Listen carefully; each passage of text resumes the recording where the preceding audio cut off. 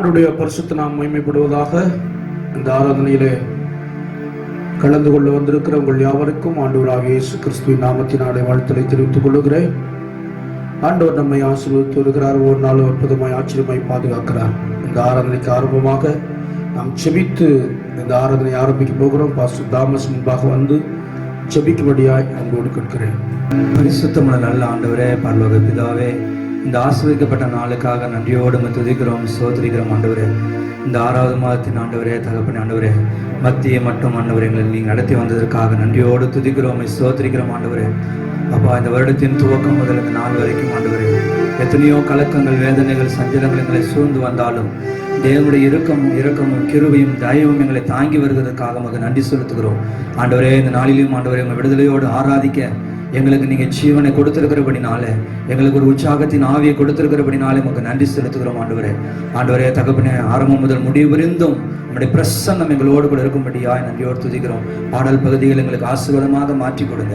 ஆராதனை வேளையில் உங்கள் தெய்வீக பிரசன்னத்தினால் நிரப்புங்க தகப்பன் ஆண்டவரே.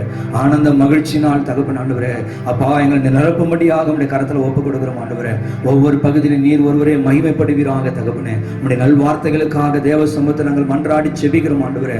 அப்பா தகப்பனே, நல்வார்த்தையினாலே இந்த கடைசி நாட்கள் எங்களை உயிர்ப்பிக்கும்படியாக நம்முடைய கரத்தில் ஒப்புக் கொடுக்கிறோம் ஆண்டவரே. உடைத்தாலும் உருவாக்குகிறவர், காயப்படுத்தினாலும் கட்டுப்படுகிறவர், எங்களை சிட்சித்து தகப்பன் ஆண்டவரே எங்களை சீர்படுத்துகிற தேவ கரத்தில் எங்களை ஒப்புக் கொடுக்கிறோம் ஆண்டவர். ராஜா பரம குயவனுடைய கரத்தில் ஆண்டவரே களிமண்ணாக எங்களை நாங்கள் அர்ப்பணிக்கிறோம் ஆண்டவரே. நீர் உடைய சித்தத்தின் போல நீர் எங்களை வணைந்து கொள்ளும்படியா எங்களை அர்ப்பணிக்கிறோம். தொடர்ந்து உடைய கிருபையில மறைத்துக் கொள்ளும். ஆரம்பம் முதல் முடிவு விழுந்தும் உடைய பிரசன்னம் இருக்கட்டும், வழிநடத்தட்டும். இயேசுவின் நாமத்திலே பிதாவே, ஆமென், ஆமென். பாடல்களை பாடி நாம் தேவநாமத்தை மேம்படுத்த போகிறோம். எல்லாருக்கும் தெரிந்த பாடல் பாடி ஆண்டவர் நாமத்தை உயர்த்துவோம். கரங்களை தட்டி மகிழ்ச்சியோடு பாடுவோமா?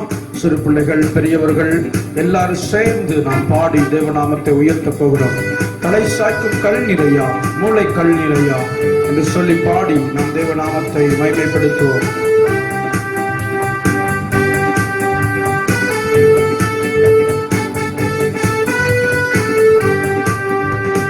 தலை சாய்க்கும் கல் நீரையா, மூளை கண்ணீரையா, தலை சாய்க்கும் கண்ணீரையா, மூளை கண்ணீரையா.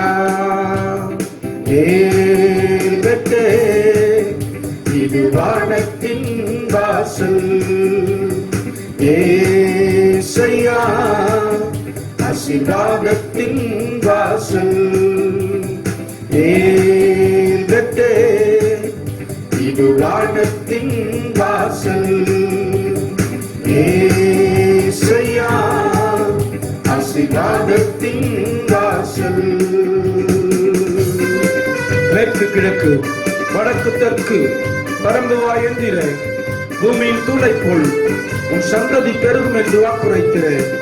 சொன்னதை செய்யும் அளவு என்னை கைவிட மாட்டீரும். விசுவாசத்தோடு கரங்களை தட்டி பாடுவீங்களா? மகிழ்ச்சியோடு ஆமென்.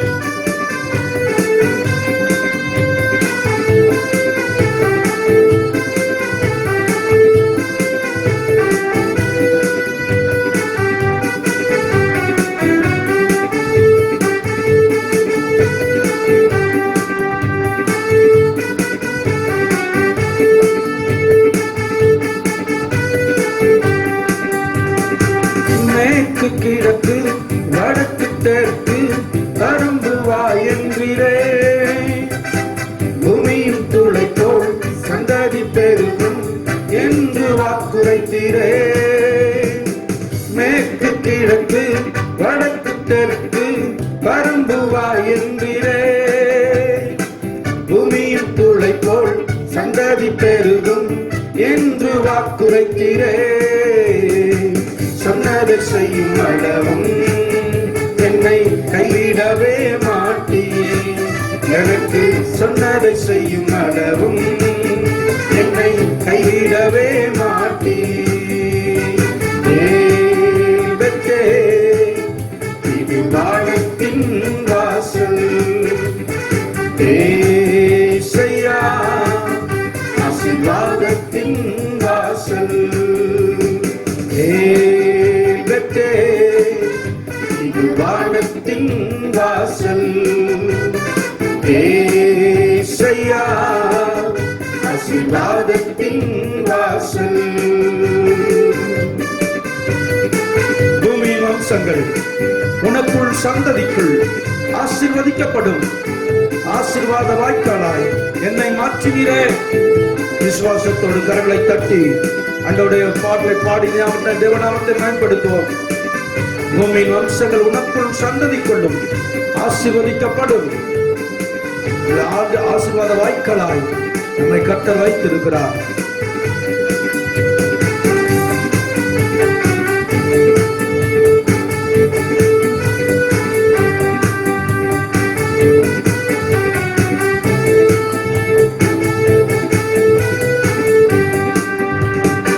பூமியின் வம்சங்கள் உனக்குள் சந்ததிக்குள் ஆசீர்வதிக்கப்படும்.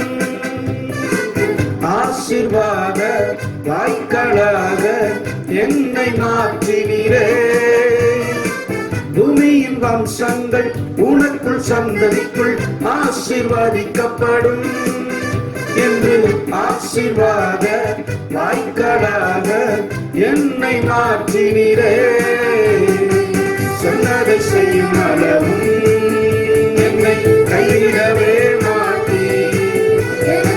சொன்னதை செய்யும் அளவும் என்னை கைவிடவே மாட்டீர். இது வானத்தின் வாசல். ஏசையா ஆசீர்வாதத்தின் வாசல். இது வானத்தின் வாசல். ஏசையா ஆசீர்வாதத்தின் வாசல். செல்லும் இடமெல்லாம் என்னோடு இருந்து என்னை கனப்படுத்துவீர். தகப்பன் தேசத்துக்கு திரும்பும் வரையில் என்னை காப்பாற்றுவீர். சொல்லுவோம். செல்லும் இடமெல்லாம் என்னோடு இருந்து என்னை கனப்படுத்துவீர். தகப்பன் தேசத்துக்கு திரும்பும் வரையில் என்னை காப்பாற்றுவீர். சொன்னதை செய்யும் அளவும் என்னை கைவிடவே மாட்டீர். எனக்கு சொன்னதை செய்யும் அளவும் என்னை கைவிடவே மாட்டீர். இது வானத்தின் வாசல். ஏசையா ஆசீர்வாதத்தின் வாசல். இது வானத்தின் வாசல். ஏசையா ஆசீர்வாதத்தின் வாசல்.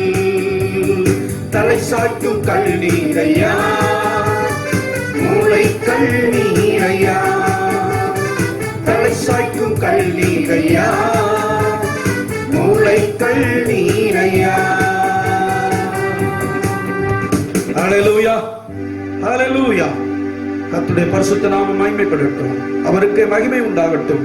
இன்னொரு பாடலை பாடி நாம் தேவநாமத்தை மகிமைப்படுத்த போகிறோம். மலைகள் விலகினாலும் பர்வதங்கள் நிலை பெயர்ந்தாலும் கிருபை விலகாது, சமாதானம் நிலை பெறாது.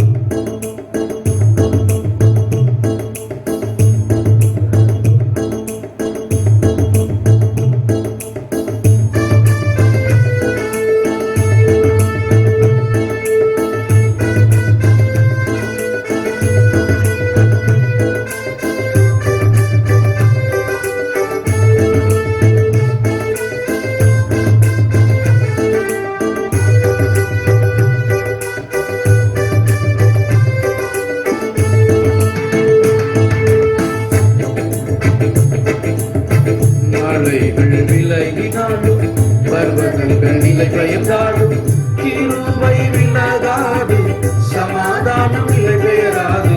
மலைகள் விலகினாலும் கிருபை விலகாதையா, கிருபை விலகாதையா. ஏசையா கிருபை விலகாதையா, கிருபை விலகாதையா.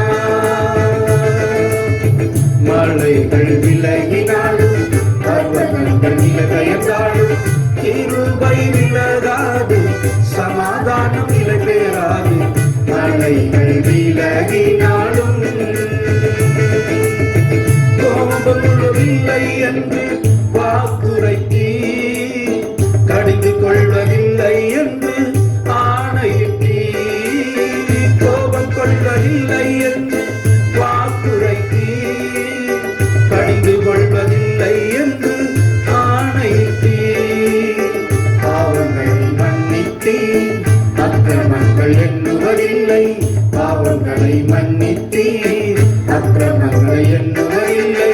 இயேசு எனக்கு பலியானதனால், இயேசு எனக்காய் பலியானதனால் கிருபை விலகாதையா, கிருபை விலகாதையா. இயேசையா கிருபை விலகாதையா, கிருபை விலகாதையா. நீதி நான் ஸ்திரப்படுவேன், கொடுமைக்கு நான் தூரமாவேன். பயம் இல்லாதிருப்பேன், திகிலுக்கு தூரமாவேன். எதுவும் என்னை அணுகுவதில்லை. நடந்து கொண்டிருக்கிற எந்த ஆபத்து நாசமோசங்களும் எந்த கொள்ளை நோய்களும் தேவ பிள்ளைகளை அணுகுவதில்லை. கர்த்தர் நமக்கு வாக்கு பண்ணி இருக்கிறார். கரங்களை தட்டி பாடுவோமா?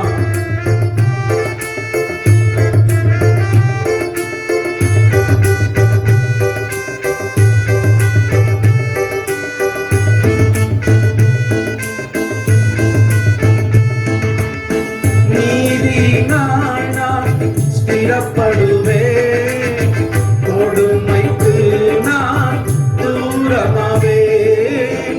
நீதியினால் நான் ஸ்திரப்படுவேன், கொடுமைக்கு நான் தூரமாவேன். பயம் இல்லாதிருப்பேன், திகிலுக்கு தூரமாவேன். பயம் இல்லாதிருப்பேன், திகிலுக்கு தூரமாவேன். எதுவும் என்னை அணுகுவதில்லை, எதுவும் என்னை அணுகுவதில்லை. கிருபை விலகாதையா, கிருபை விலகாதையா. இயேசையா கிருபை விலகாதையா, கிருபை விலகாதையா.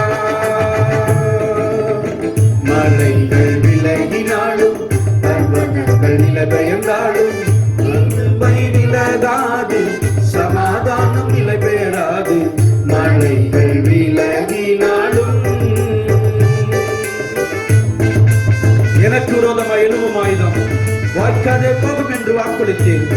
எனக்கு விரோதமாய் நியாயத்தில் எழுவும் நாவை குற்றப்படுத்தும்படி செய்வேன். அருமையான தேவ பிள்ளைகளே, நாட்களிலே நமக்கு விரோதமாய் எழுவும் ஆயுதங்கள், நமக்கு விரோதமாய் நியாயத்தில் எழுவும் நாவை கர்த்தரை குற்றப்படுத்த உண்மை இல்லவராய் இருக்கிறாரே. கரங்களை தட்டி ஆண்டவருக்கு மகிமை உண்டாக நாம் பாடுவோம்.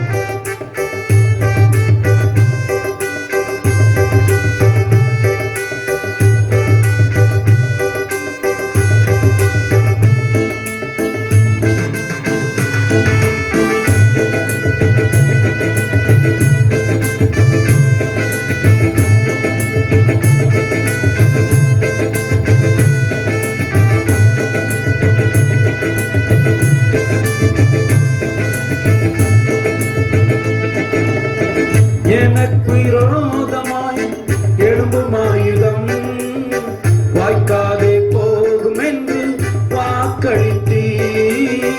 எனக்கு விரோதமாய் எழும்பும் ஆயுதம் வாய்க்காதே போகும் என்று வாக்களித்தீ. எனக்கு விரோதமாய் நியாயத்தில் எழும்பும் நாவை, எனக்கு விரோதமாய் நியாயத்தில் எழும்பும் நாவை குற்றப்படும்படி செய்திடுவீர், குற்றப்படும்படி செய்திடுவீர். கிருபை விலகாதையா, கிருபை விலகாதையா. இயேசையா கிருபை விலகாதையா,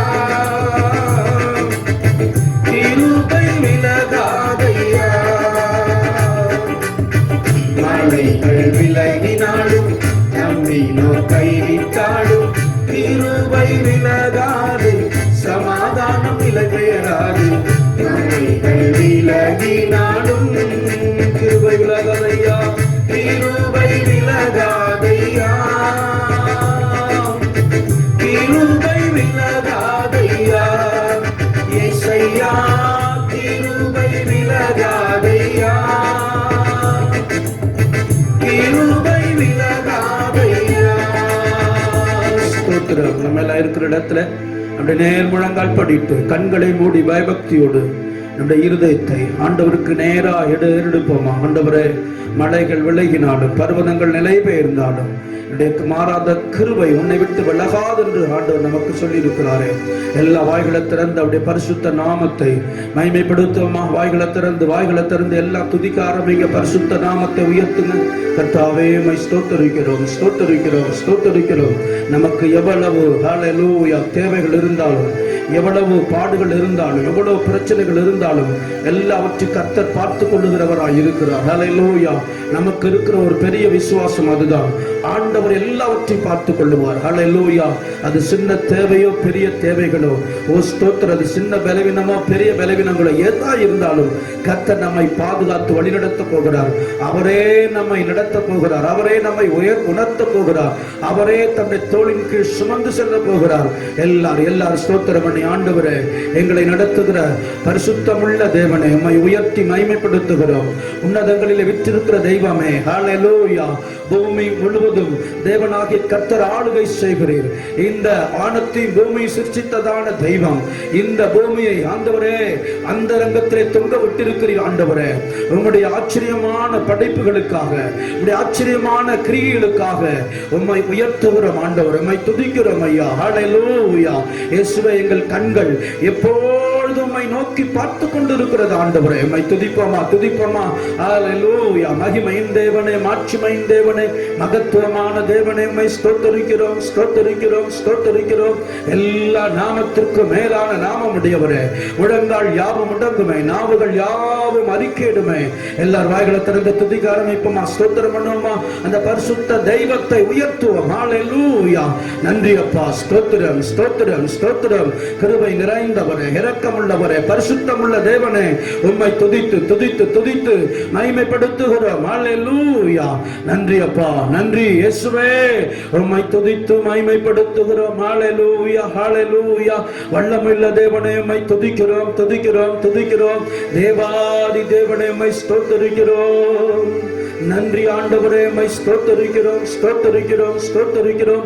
மகிமையின் தேவனே, உம்மை துதிக்கிறோம். ஹல்லேலூயா. நல்லவரே, உம்மை ஸ்தோத்திரிக்கிறோம். ஆண்டவரே, அப்பா பிதாவே, உம்மை துதிக்கிறோம். ஹல்லேலூயா.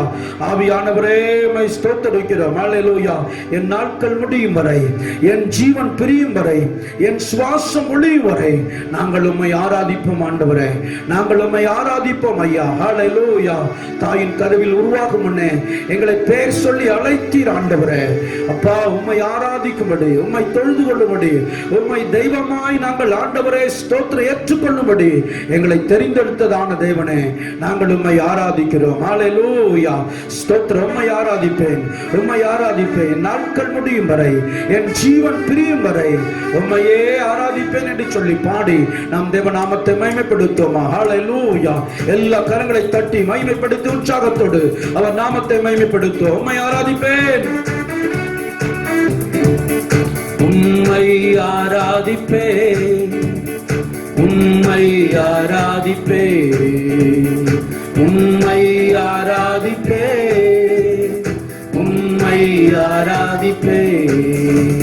என் நாட்கள் முடியும் வரை, என் ஜீவன் பிரியும் வரை, என் சுவாசம் ஒளியும் வரை உம்மையே ஆராதிப்பேன், உம்மையே ஆராதிப்பேன். அசைது உம்மை ஆராதிப்பேன், உம்மை ஆராதிப்பேன், உம்மை ஆராதிப்பேன், உம்மை ஆராதிப்பேன்.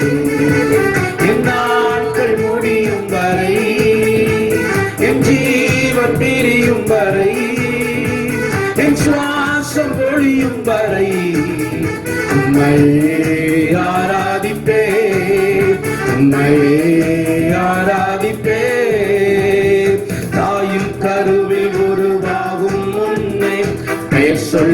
அழைத்தவர் நீரே. தாயினும் மேலாக அன்பு வைத்து நீர் எனக்காக ஜீவன் தந்தீரே. தாயின் கருவில் உருவாகும் உன்னை பெயர் சொல்லி அழைத்தவர் நீரே. தாயினும் மேலாக அன்பு வைத்து எனக்காக ஜீவன் தந்தி. எல்லாம் சேர்ந்து என் நாட்கள் முடியும் வரை, என் ஜீவன் பிரியும் வரை, என் சுவாசம் ஒழியும் வரை உம்மையே ஆராதிப்பே, உம்மையே ஆராதிப்பே. பாவி என்று என்னை தள்ளிடாமல் அன்போடு அணைத்துக் கொண்டீரே.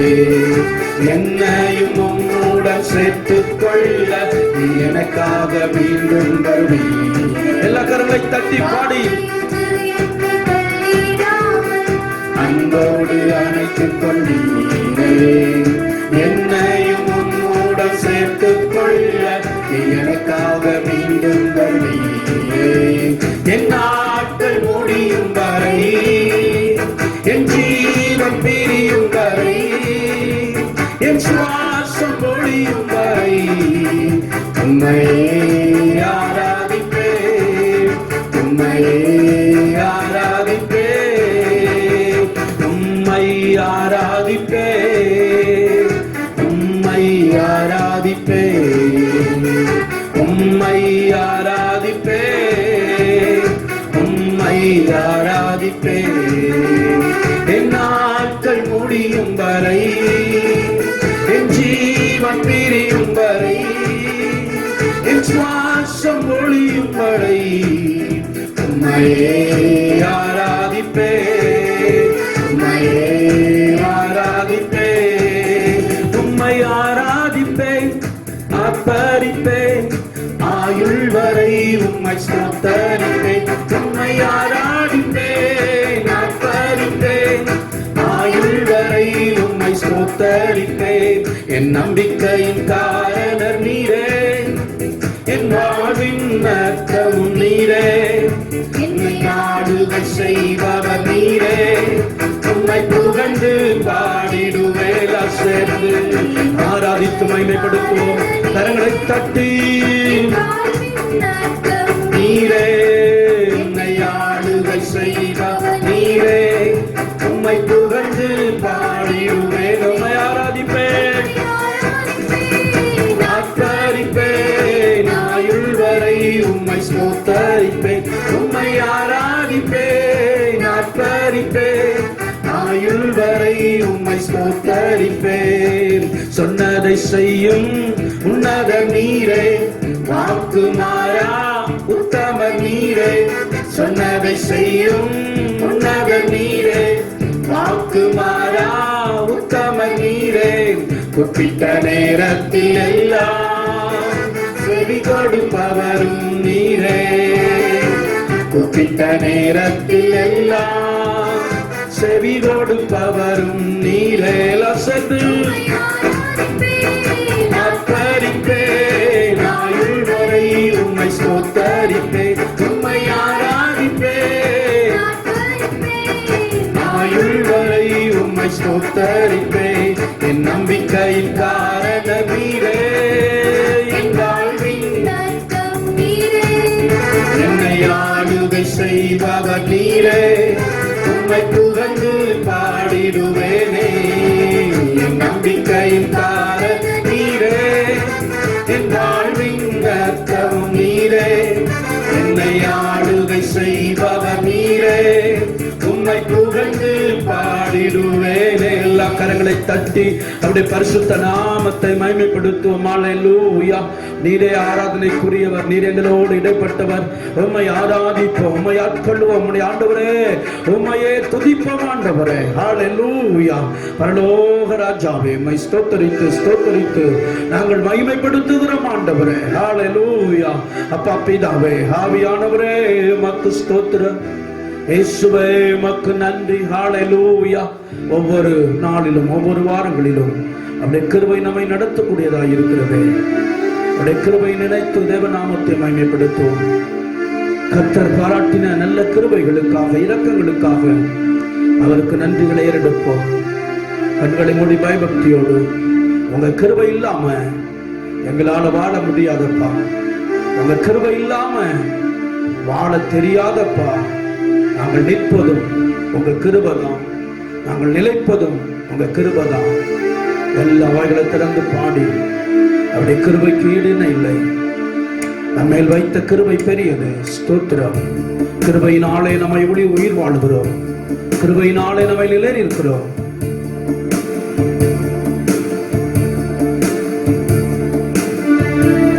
எல்லாம் முழங்கால் படித்திருக்கிற வண்ணமாக அவரை பாடி ஆராதித்து மகிமைப்படுத்தும்.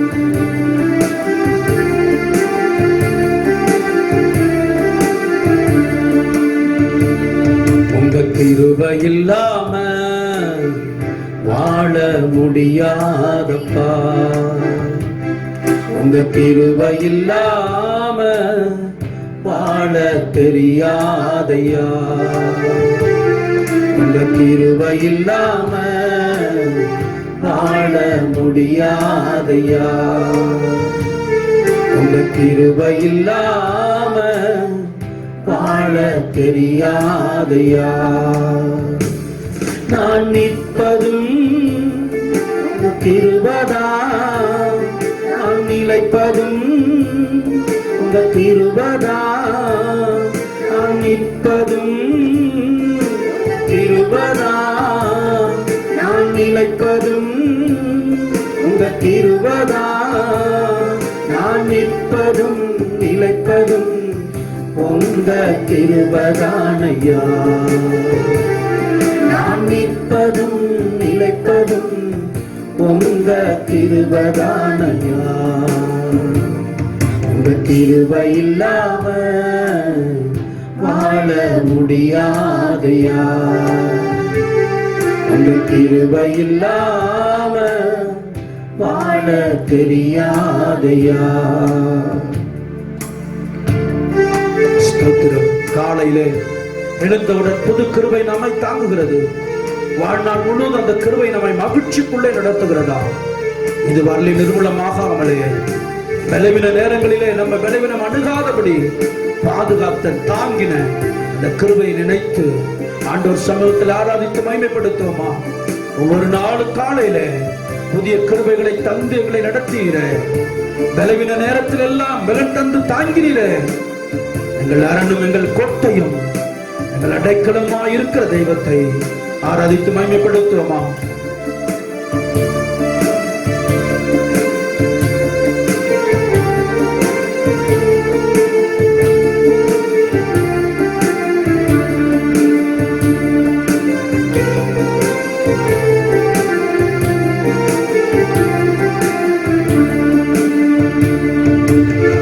காலையில் எழுந்தவுடன் புது கிருபை தாங்குது, வாழ்நாள் முழுவதும் மகிழ்ச்சிக்குள்ளே நடத்துது. காலை எழுந்தவுடன் புது கிருபை தாங்குது, வாழ்நாள் முழுவதும் மகிழ்ச்சிக்குள்ளே நடத்துது. நிர்மூலமாகாமலே இதுவரை காத்தீரையா, பலவீன நேரங்களில் கிருபை தாங்கினதையா. என் அரணும் என் கோட்டையும் உயர்ந்த அடைக்கலம் நீரே, என் அரணும் என் கோட்டையும் உயர்ந்த அடைக்கலம் நீரே. உங்க கிருபை இல்லாம வாழ முடியாதையா, உங்க கிருபை இல்லாம வாழ தெரியாதையா.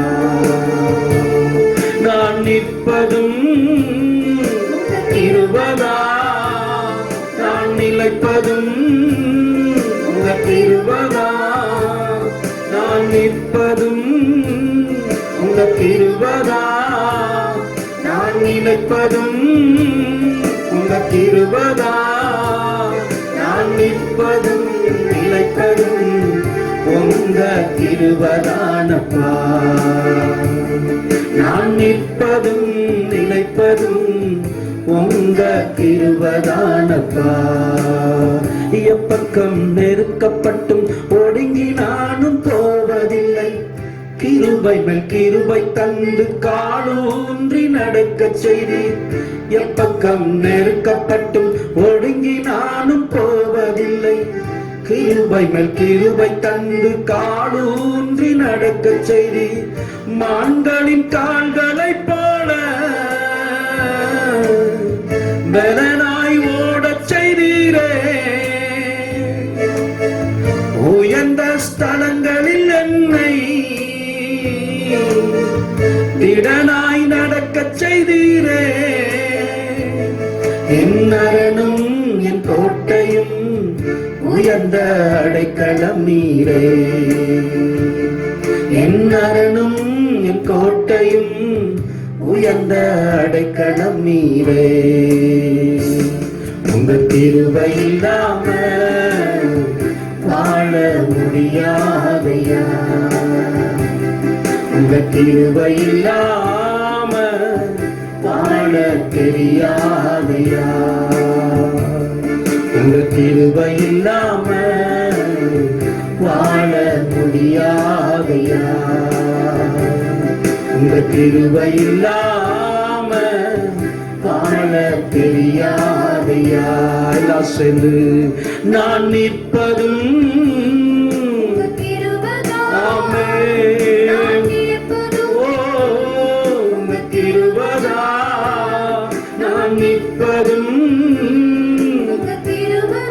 நன்றி அப்பா. நிலைப்பதும் உங்க கிருபைதா.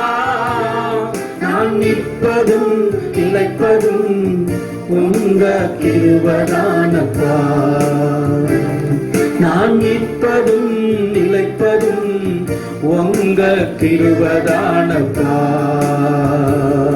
எல்லாருடைய கரங்களை உயர்த்தி தேவ சமூகத்துல கண்ணை மூடி அவர்கிட்ட சொல்லுவோமா, நாங்க எப்பக்கம் நெருக்கப்பட்டோம் ஒடுங்கி போக மாட்டோம் ஆண்டவரே. ஏனென்றால் நீர் எங்களுக்கு கிருபை மேல கிருபை தருகிறேன். கால்களை மான்கள் கால்கள் போலாக்கி உயர்ந்த ஸ்தலங்களிலே எங்களை நடக்க பண்ணுகிற ஒரு நல்ல தெய்வம் எங்களுக்கு இருக்கிறேன். எந்த சூழ்நிலையிலும் எந்த நெருக்கத்திலும் எந்த இக்கட்டுகளிலும் போராட்டங்களிலும் நாங்கள் அகப்பட்டாலும் ஒடுங்கி போக மாட்டோம் ஆண்டவரே. அவர்கள் ஆண்டவரே விழுந்தார்கள், நாங்களோ எழுந்து நிமிர்ந்து நிற்கிறோம் என்று சொல்லப்பட்டிருக்கிறது. ஆண்டவரே ஸ்தோத்திரம். எங்களை எழுந்து நிமிர்ந்து நிற்கிற செய்கிற தேவன் எங்களோடு கூட இருக்கிற கரங்களை தட்டி அவரை மகிமைப்படுத்துமா. எங்களோடு கூட இருந்து எங்களை நிமிர்ந்து நடக்க செய்கிறவரே உம்மை ஸ்தோத்திரிக்கிறோம். எப்பக்கம் நெருக்கப்பட்டும் ஒடுங்கி நானும் போவதில்லை. கிருபை மேல் கிருபை தந்து காலூன்றி நடக்க செய்தீர். சொல்லுவோமா, எந்த சூழ்நிலையிலும் இனி முடியாது, இந்த வாழ்க்கையை இந்த வேலையை இந்த காரியத்தை என்னாலே தொடர முடியாது என்று சொல்லி நீங்கள் யோசித்துக் கொண்டிருக்கலாம். இனிமேல் ஒரு அடி கூட என்னால் நகர முடியாது என்று நீங்கள் நினைத்துக் கொண்டிருக்கலாம். தேவன் இந்த கால வேளையில உங்களோடு பேசுகிறார். அவர் நிமிர்ந்து நடக்க பண்ண போகிறார். நல்ல ஆண்டவர் உங்களோடு கூட இருக்கிறார் அல்லவா. அவரே கால்களை மான்கள் கால்களை போலாக்குவேன் என்று சொல்லுகிறார். எங்கு தெரியுமா நடக்க? உயர்ந்த இடங்களிலே ஒரு உயர்வை கொடுக்க உங்களை நடத்தி கொண்டு வருகிறார். கரங்களை உயர்த்தி சொல்லுவோமா, எப்பக்கம் நெருக்கப்பட்டும் ஒடுங்கி நானும் போவதில்லை. கிருபை மேல் கிருபை தந்து காலூன்றி நடக்க செய்தீர். மான்களின் கால்களைப் போல பலனாய் நடக்க செய்தீரே. உயர்ந்த ஸ்தலங்களில் என்னை திடனாய் நடக்க செய்தீரே.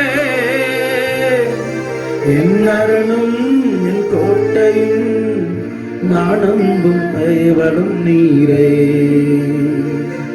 என் அரணும் என் கோட்டையும் நான் நம்பும் கேடகம் நீரே. ரெண்டு கரங்களை கூப்பி, உங்க கிருபை இல்லாம வாழ முடியாதையா, உங்க கிருபை இல்லாம வாழ தெரியாதப்பா. கரங்களை உயர்த்தி நான் நிற்பதும் உங்க கிருபைதா, நான் நிலைப்பதும் உங்க கிருபைதா. இதுவரையிலும் நம்ம நிற்பது நிர்மூலமாகாதிருப்பது அவருடைய கிருபையினாலே. இந்த வார்த்தையை சொல்லுங்க, நான் நிற்பதும் உங்க கிருபைதா, நான் நிலைப்பதும் உங்க கிருபைதா, நான் நிற்பதும் நிலைப்பதும் உங்க கிருபைதானப்பா. நான் நிற்பதும் நிலைப்பதும் உங்க கிருபைதானப்பா. எல்லாம் அப்படி ஆராதிப்போம். ஆண்டவரே ஹல்லேலூயா, இயேசுவே மக்கு ஸ்தோத்திரம், ஹல்லேலூயா. ஏதோ கிருபையில வாழ்க்கை ஓடுது, உங்க இரக்கத்தையே உள்ளம் நாடுது. ஏதோ கிருபையில வாழ்க்கை ஓடுது, உங்க இரக்கத்தையே உள்ளம் நாடுது. ஏசமா உங்களைத்தான் நம்பி வாடுற, மாறாத கிருபையத்தான் நம்பி ஓடுற. ஏசமா உங்களைத்தான் நம்பி வாடுற, மாறாத கிருபையத்தான் நம்பி ஓடுற. அவரை பார்த்து சொல்லுங்க, ஆண்டவரே உங்க கிருபையை நினைத்துதான்ப்பா ஒவ்வொரு நாளும் நாங்கள் ஓடிக்கொண்டிருக்கிறோம் ஐயா. ஹல்லேலூயா. கர்த்தாவே, நீர் எங்களை நடக்க பண்ணுகிற அந்த கிருபையினாலே நினைத்து எங்களை ஆண்டவரே கர்த்தாவை ஆசீர்வதிக்கிற தெய்வமா இருக்கிறபடினாலே உம்மை நாங்கள் துதிக்கிறோம். ஹல்லேலூயா, ஸ்தோத்திரம், ஹல்லேலூயா. இயேசுவே மக்கு ஸ்தோத்திரம். நீர் என்னை தாங்குவதா, தூங்குவேன் நிம்மதியா. நீர் என்னை தாங்குவதா, தூங்குவேன் நிம்மதியா. படுத்துறங்கி விழித்தெழுவே, கர்த்தர் என்னை பாதுகாக்கின்றீ. படுத்துறங்கி விழித்தெழுவே, கர்த்தர் என்னை ஆதரிக்கின்றீ. நீர் என்னை தாங்குவதா, தூங்குவேன் நிம்மதியா. நீர் என்னை தாங்குவதா, தூங்குவேன் நிம்மதியா. கடந்த நாட்களில் நடந்த காரியம் நினைத்து தினம் கலங்கினாலும், சொல்லுவோமா, நடந்த காரியம் நினைத்து தினம் கலங்கினாலும், நடந்ததெல்லாம் நன்மைக்கேதுவாய் என் தகப்பன் நீ மாற்றுவீரே. நடந்ததெல்லாம் நன்மைக்கேதுவாய் என் தகப்பன் நீ மாற்றுவீரே. படுத்துறங்கி விழித்தெழுவே, கர்த்தர் என்னை ஆதரிக்கின்றீ. எல்லாம் சொல்லுவோம், படுத்துறங்கி விழித்தெழுவே, கர்த்தர் என்னை ஆதரிக்கின்றீ. நீர் என்னை தாங்குவதா, தூங்குவேன் நிம்மதியா. நீர் என்னை தாங்குவதா, தூங்கு நதியா. இன்று காண்கின்ற எகிப்தியரை இனி ஒருபோதும் காண்பதில்லை. இன்று காண்கின்ற எகிப்தியரை இனி ஒருபோதும் காண்பதில்லை. கர்த்தர் எனக்காய் யுத்தம் செய்கின்றார், காத்திருப்பேன் நான் பொறுமையுடன். கர்த்தர் எனக்காய் யுத்தம் செய்கின்றார், காத்திருப்பேன் நான் பொறுமையுடன். படுத்துறங்கி விழித்தெழுவே, கர்த்தர் என்னை ஆதரிக்கின்றீ. எல்லாம் சொல்லுவோம். படுத்துறங்கி விழித்தெழுவே, கர்த்தர் என்னை ஆதரிக்கின்றீ. நீர் என்னை தாங்குவதா, தூங்குவேன் நிம்மதியா. நீர் என்னை தாங்குவதா, தூங்குவேன் நிம்மதியா. எல்லா கண்களினுடைய பயபக்தியோடு நேர்முழங்கால் படிட்டு, நீர் ஒவ்வொரு நாளும் எங்களை தாங்குகிறீர் ஆண்டவரே, எங்களை நடத்துகிறீர் ஆண்டவரே. ஆண்டவரே ஸ்தோத்திரம். இன்று காண எகிப்தியனை என்றுமே காண மாட்டீர் என்று சொல்லி இருக்கிறீர் ஆண்டவரே. ஒரு வழியாய் உனக்கு விரோதமாய் வருவார்கள், 7 வழியாய் ஓடுவார்கள் என்று சொன்னீரேன். எங்களோடு கொடுக்கிற நல்ல தெய்வத்திற்காக ஸ்தோத்திரம். உம்மை துதிக்கிறோம் ஆண்டவரே. எங்கள் ஆராதனையில மகிமைப்பட்ட தேவன், மீதம் இருக்கிற ஒவ்வொரு பகுதியும் எங்களுக்கு ஆசீர்வதித்தார். உங்க பரிசுத்த கரத்தில் அர்ப்பணித்து ஆசீர்வதித்து ஜெபிக்கிறேன். இயேசுவின் மூல ஜெபம் கேளும் எங்கள் ஜீவனுள்ள நல்ல பிதாவே. ஆமென், ஆமென். Praise the Lord.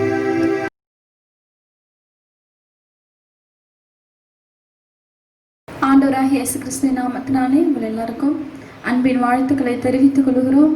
கர்த்தர் உங்களை ஆசீர்வதிப்பாராக.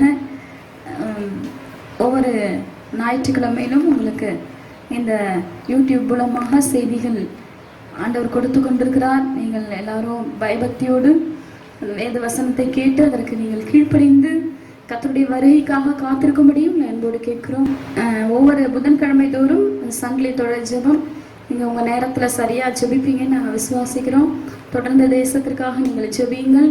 நம்முடைய தேசத்திற்கு இன்னும் அதிகமான ஜெபங்கள் தேவைப்படுகிறது. எனவே ஒவ்வொரு புதன்கிழமை தோறும் உங்கள் சரியான நேரத்தில் நீங்கள் ஜெபிக்கும்படியும் உங்களை அன்போடு கேட்கிறோம். இப்பொழுது இந்த வார நாட்களிலும் திருமண நாள் மற்றும் பிறந்த நாள் காண்பவர்கள் நீங்கள் இருந்தீங்கன்னா இருக்கிற இடத்துல தலைகளை தாழ்த்தி கண்களை மூடி ஆண்டவர் நோக்கி பாருங்க. உங்களுக்காக நம்முடைய பாஸ்டர் அவர்கள் ஜெபத்தை ஏறெடுப்பார்கள். ஸ்தோத்திரம். பிறந்த நாளையும் திருமண நாளையும் காண இருக்கிற எங்கள் பிள்ளைகளை வாழ்த்தி ஆசீர்வதித்து ஜெபிக்க போகிறோம். கரங்களை உயர்த்தோமா இருக்கிற இடங்கள்ல எழுந்து நிற்பாங்கன்னா, முழங்கால் போட்டு நிற்பாங்கன்னா அவங்களுக்கு நேரம் அவங்க கரங்களை நீட்டுங்க. நாம் எல்லாரும் சேர்ந்து ஜெபம் பண்ண போகிறோம். பரிசுத்தமும் கிருபை நிறைந்த எங்கள் பரலோக பிதாவே, இந்த ஆசீர்வதிக்கப்பட்ட வேலைக்காக ஸ்தோத்திரம். இன்றும் இந்த வார நாட்களிலும் திருமண நாளை பிறந்த நாளை காண்கிற எங்கள் பிள்ளைகளை ஊழியக்காரனாக நான் வாழ்த்தி ஆசீர்வதித்து ஜெபிக்கிறேன். ஆண்டவரே, இந்த வருடத்தை ஆண்டவரே கர்த்தர் கொடுத்திருக்கிறேன். கடந்த வருடம் முழுவதும் கண்மணி போல பாதுகாத்தீர். இந்த புதிய வருடத்தில் இந்த பிள்ளைகள் அதிகமாய் ஜெபிக்க, வேதத்தை வாசிக்க, கர்த்தரை தேட, கர்த்தருக்கு முதலிடம் கொடுக்க அப்படிப்பட்ட தருணங்களாய் மாறட்டும் ஐயா. இன்னுமை கிட்டி சேர உதவி செய்யும். விருப்பங்கள் வாஞ்சைகள் நிறைவேற்றப்படட்டும். இந்த சமூகத்திலே தொடர்ந்து ஜெபித்துக் கொண்டிருக்கிற ஜெபத்திற்கு கர்த்தர் பதிலை தந்து இந்த பிள்ளைகளை ஆசீர்வதிக்கும்படியாய் ஜெபிக்கிறோம். நல்ல தீர்க்காயுசை கட்டளையிடுங்கப்பா. காலங்கள் எல்லாம் பரிசுத்த கரத்தில் இருக்கிறது என்று சொல்லப்பட்டிருக்கிறது. நீரே இந்த நாட்களை ஆண்டவரை கொடுத்திருக்கிறீர், இந்த வருடங்களை கொடுத்திருக்கிறீர். மக்கள் நன்றி. இந்த பிள்ளையுடைய விருப்பங்கள் வாஞ்சைகள் நிறைவேற்றப்படட்டும். கர்த்தர் கூட இருந்து நடத்தும். நீங்கள் ஆண்டவரை உங்கள் ஆத்மா வாழ்வது போல எல்லாவற்றிலும் வாழ்ந்து சுகமாய் இருக்க விரும்புகிறேன் என்ற வேத வசனத்தின்படி பிள்ளைகளை வாழ்த்தி ஆசீர்வதித்து ஜெபிக்கிறேன். கர்த்தர் கூட இருந்து நடத்தும். ஆண்டவர் நல்ல சுகத்தோடு பலத்தோடு வாழ்ந்து சுகித்திருக்க உதவி செய்யும். கிருபையின் கரத்தில் அர்ப்பணித்து ஆசீர்வதித்து ஜெபிக்கிறேன். இயேசுவின் மூல ஜெபம் கேளும் எங்கள் ஜீவனுள்ள நல்ல பிதாவே. ஆமென், ஆமென். God bless you. கர்த்தர் உங்களை ஆசீர்வதிப்பாராக. இப்பொழுதும் நாம் ஒரு பாடலை கேட்கும்போது நம்முடைய கர்த்தருக்காக காணிக்கையில செலுத்துவோம். காணிக்கை உங்கள் கரத்தில் எடுத்து வைத்துக் கொள்ளுங்கள். காணிக்கைக்காக நாம் ஜெபிக்கலாம். கண்களை மூடி ஜெபிப்போம். ஸ்தோத்திர ஆண்டவரே, எங்களை நேசிக்கிற நல்ல பிதாவே, உம்மை நன்றியோடு துதிக்கிறோம். ஆண்டவரே, காணிக்கையை கரத்தில் எடுத்து வைத்து ஆண்டவரே ஸ்தோத்திரம், உம்மை நோக்கி பார்க்கிற ஒவ்வொரு பிள்ளைகளையும் கர்த்தர் ஆசீர்வதியும். இந்த காணிக்கைகளை கர்த்தர் நீர் அங்கீகரிக்கும்படி நாங்கள் ஜெபிக்கிறோம். கர்த்தர் அதை ஆசீர்வதிக்கும்படி ஜெபிக்கிறோம். அப்பா, இந்த மாதங்கள் முழுவதும் கர்த்தர் குறைவில்லாமல் நடத்துவீராக. இனி இருக்கிற வாரங்கள்ல கர்த்தர் எல்லா தேவைகளை கர்த்தர் சந்திக்கும்படியா ஜெபிக்கிறோம். ஆண்டவரே உமக்கு ஸ்தோத்திரம், ஸ்தோத்திரம் கர்த்தாவே. ஆண்டவரே, பஞ்ச காலத்திலும் அப்பா நீர் எங்களை போஷிக்கிற கர்த்தர். ஆண்டவரே, இந்த நெருக்கடியான சூழ்நிலையிலும் உடைய பிள்ளைகளுடைய தேவைகளை கர்த்தர் சந்தித்து நீர் அற்புதமாய் நடத்தும்படி ஜெபிக்கிறோம். உடைய கரத்துல ஒப்பு கொடுக்கிறோம். நீர் ஆசீர்வதியும். இயேசுவின் நாமத்தில் கேட்கிறோம் பிதாவே, ஆமென். கிருபைகள் தினம் தினம் தந்து என்னை நடத்தி செல்பவரே, அனுதினமும் உம் கரம் நீட்டி என்னை ஆசீர்வதிப்பவரே. உமது கிருபைகள் தினம் தினம் தந்து என்னை நடத்தி செல்பவரே, அனுதினமும் உம் கரம் நீட்டி என்னை ஆசீர்வதிப்பவரே. என் இயேசுவே, உம்மை சொந்தமாக கொண்டதன் பாக்கியமே. இதை விடவும் பெரிதான மேன்மை வேறொன்றுமில்லையே. என் இயேசுவே, உம்மை சொந்தமாக கொண்டதன் பாக்கியமே. இதை விடவும் பெரிதான மேன்மை வேறொன்றுமில்லையே. நேர் வழியாய் என்னை நடத்தினீர், நீதியின் பாதையில் நடத்தினீர். நேர் வழியாய் என்னை நடத்தினீர், நீதியின் பாதையில் நடத்தினீர். காரியம் வாய்க்கச் செய்தீர், என்னை கண்மணி போல் காத்திட்டீர். காரியம் வாய்க்கச் செய்தீர், என்னை கண்மணி போல் காத்திட்டீர். என் இயேசுவே, உம்மை சொந்தமாக கொண்டதன் பாக்கியமே. இதை விடவும் பெரிதான மேன்மை வேறொன்றுமில்லையே. என் இயேசுவே, உம்மை சொந்தமாக கொண்டதன் பாக்கியமே. இதை விடவும் பெரிதான மேன்மை வேறொன்றுமில்லையே.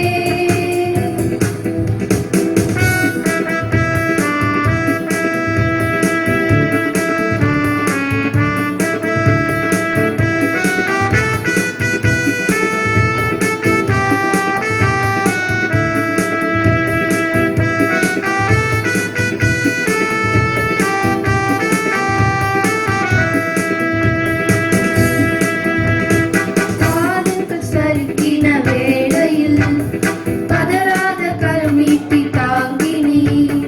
பாதங்கள் சறுக்கின வேளையில் பதறாத கரம் நீட்டி தாங்கினீர். பாரமெல்லாம் நீக்கினீர், என்னை பாடி மகிழ வைத்தீர்.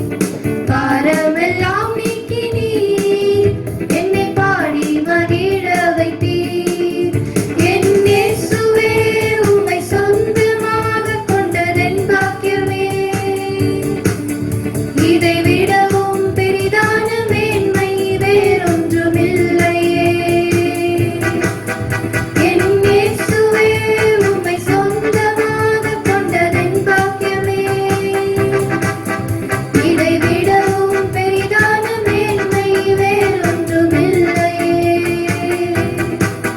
புது கிருபைகள் தினம் தினம் தந்து என்னை நடத்தி செல்பவரே, அனுதினமும் உம் கரம் நீட்டி என்னை ஆசீர்வதிப்பவரே. புது கிருபைகள் தினம் தினம் தந்து என்னை நடத்தி செல்பவரே, அனுதினமும் உம் கரம் நீட்டி என்னை ஆசீர்வதிப்பவரே. நம்முடைய தேசத்திற்காக நாம் ஜெபிப்போம். ஆண்டவர் நம்முடைய தேசத்தை ஆசீர்வதிக்க வேண்டும். தேசத்துல நவம்பர் மாதங்கள்ல இன்னும் அதிகமாய் இந்த கொள்ளை நோய்கள் மிக தீவிரமாய் பரவும் என்று அறிவித்திருக்கிறார்கள். எனவே கர்த்தர் தாமே இந்த கொள்ளை நோயினுடைய வீரியத்தை கர்த்தர் குறைத்து போடும்படியா நாம் ஜெபிக்க வேண்டும். ஏழை எளிய ஜனங்களுக்காக நாம் ஜெபிக்க வேண்டும். எனவே கண்களை மூடி கர்த்தர் தேசத்தை ஆசீர்வதிக்கும்படியா நாம் ஜெபிப்போம். தாமஸ் ஐயா அவர்கள் வந்து இந்த தேசத்தை கர்த்தர் ஆசீர்வதிக்கும்படியா ஜெபத்தை ஏறெடுப்பார்கள். கர்த்தருடைய பரிசுத்த நாமத்திற்கு மகிமை உண்டாவதாக. பரிசுத்தமுள்ள நல்ல ஆண்டவரே, பரலோக பிதாவே, தகப்பனே ஆண்டவரே, இந்த ஆசீர்வதிக்கப்பட்ட இந்த ஆராதனை வேலைக்காக நாங்கள் நன்றியோடு துதிக்கிறோம். நாங்கள் உம்மை ஸ்தோத்திரிக்கிறோம் ஆண்டவரே. தகப்பனே ஆண்டவரே, எங்கள் தேசத்தை தேவனே நம்முடைய திருக்கரத்தில் ஒப்பு கொடுக்கிறோம் ஆண்டவர் ராஜா. எங்கள் தேசத்தின் மேலே தேவன் நீங்கள் வைத்திருக்கிறதான உங்களுடைய அனாதி தீர்மானங்களுக்காக, திட்டங்களுக்காக, தரிசனங்களுக்காக நாங்கள் நன்றியோடு துதிக்கிறோம், ஸ்தோத்திரிக்கிறோம் ஆண்டவரே. தேசத்தில் காணப்படுகிறதான தகப்பன் ஆண்டவரே, எல்லா விதமான கலக்கங்களை தகப்பன் ஆண்டவரே மாற்றுவதற்கு தேவன் நீங்கள் போதுமானவராக இருக்கிறபடினால உம்மை நன்றியோடு துதிக்கிறோம், ஸ்தோத்திரிக்கிறோம் ஆண்டவரே. எங்கள் இந்திய தேசத்தை நம்முடைய திருக்கரத்தில் ஒப்பு கொடுக்கிறோம் ஆண்டவர் ராஜா. இமயம் முதல் குமரி வரை நம்முடைய கல்வாரி அன்பு ஊற்றப்படும்படியாக தேவனே ஆண்டவரே, தகப்பனே ஆண்டவர் ராஜா, ஒவ்வொரு ஆண்டவர் மாநிலத்தின் மேலும், மாவட்டங்கள் மேலும், ஒவ்வொரு கிராமங்கள் மேலும் ஆண்டவரே, பட்டி தொட்டிகள் மேலும் தேவ வல்லமை இறங்கும்படியாக, தேவனுடைய கல்வாரி அன்பு ஜனங்களை ஆளுகை செய்யும்படியாக, ஜனங்களை மீட்டெடுக்கும்படியாக ஆண்டவரே நம்முடைய சமூகத்திலிருந்து நாங்கள் மன்றாடி செபிக்கிறோம் ஆண்டவரே. தகப்பன் ஆண்டவரே, அப்பா நம்முடைய கல்வாரி ரத்தம் ஆண்டவரே, இமயம் முதல் குமரி வரை தேவன் ஆண்டவரே அபரிதமாக பெருக்கெடுத்து ஓடும்படியாக, கல்வாரி நேசம் ஆண்டவரே என் ஜனங்களை பற்றி பிடிக்கும்படியாக தேவ சமூகத்திலிருந்து நாங்கள் மன்றாடி செபிக்கிறோம் ஆண்டவரே. 138 கோடி மக்களையும் கரத்தில் ஒப்புக் கொடுக்கிறோம் ஆண்டவரே.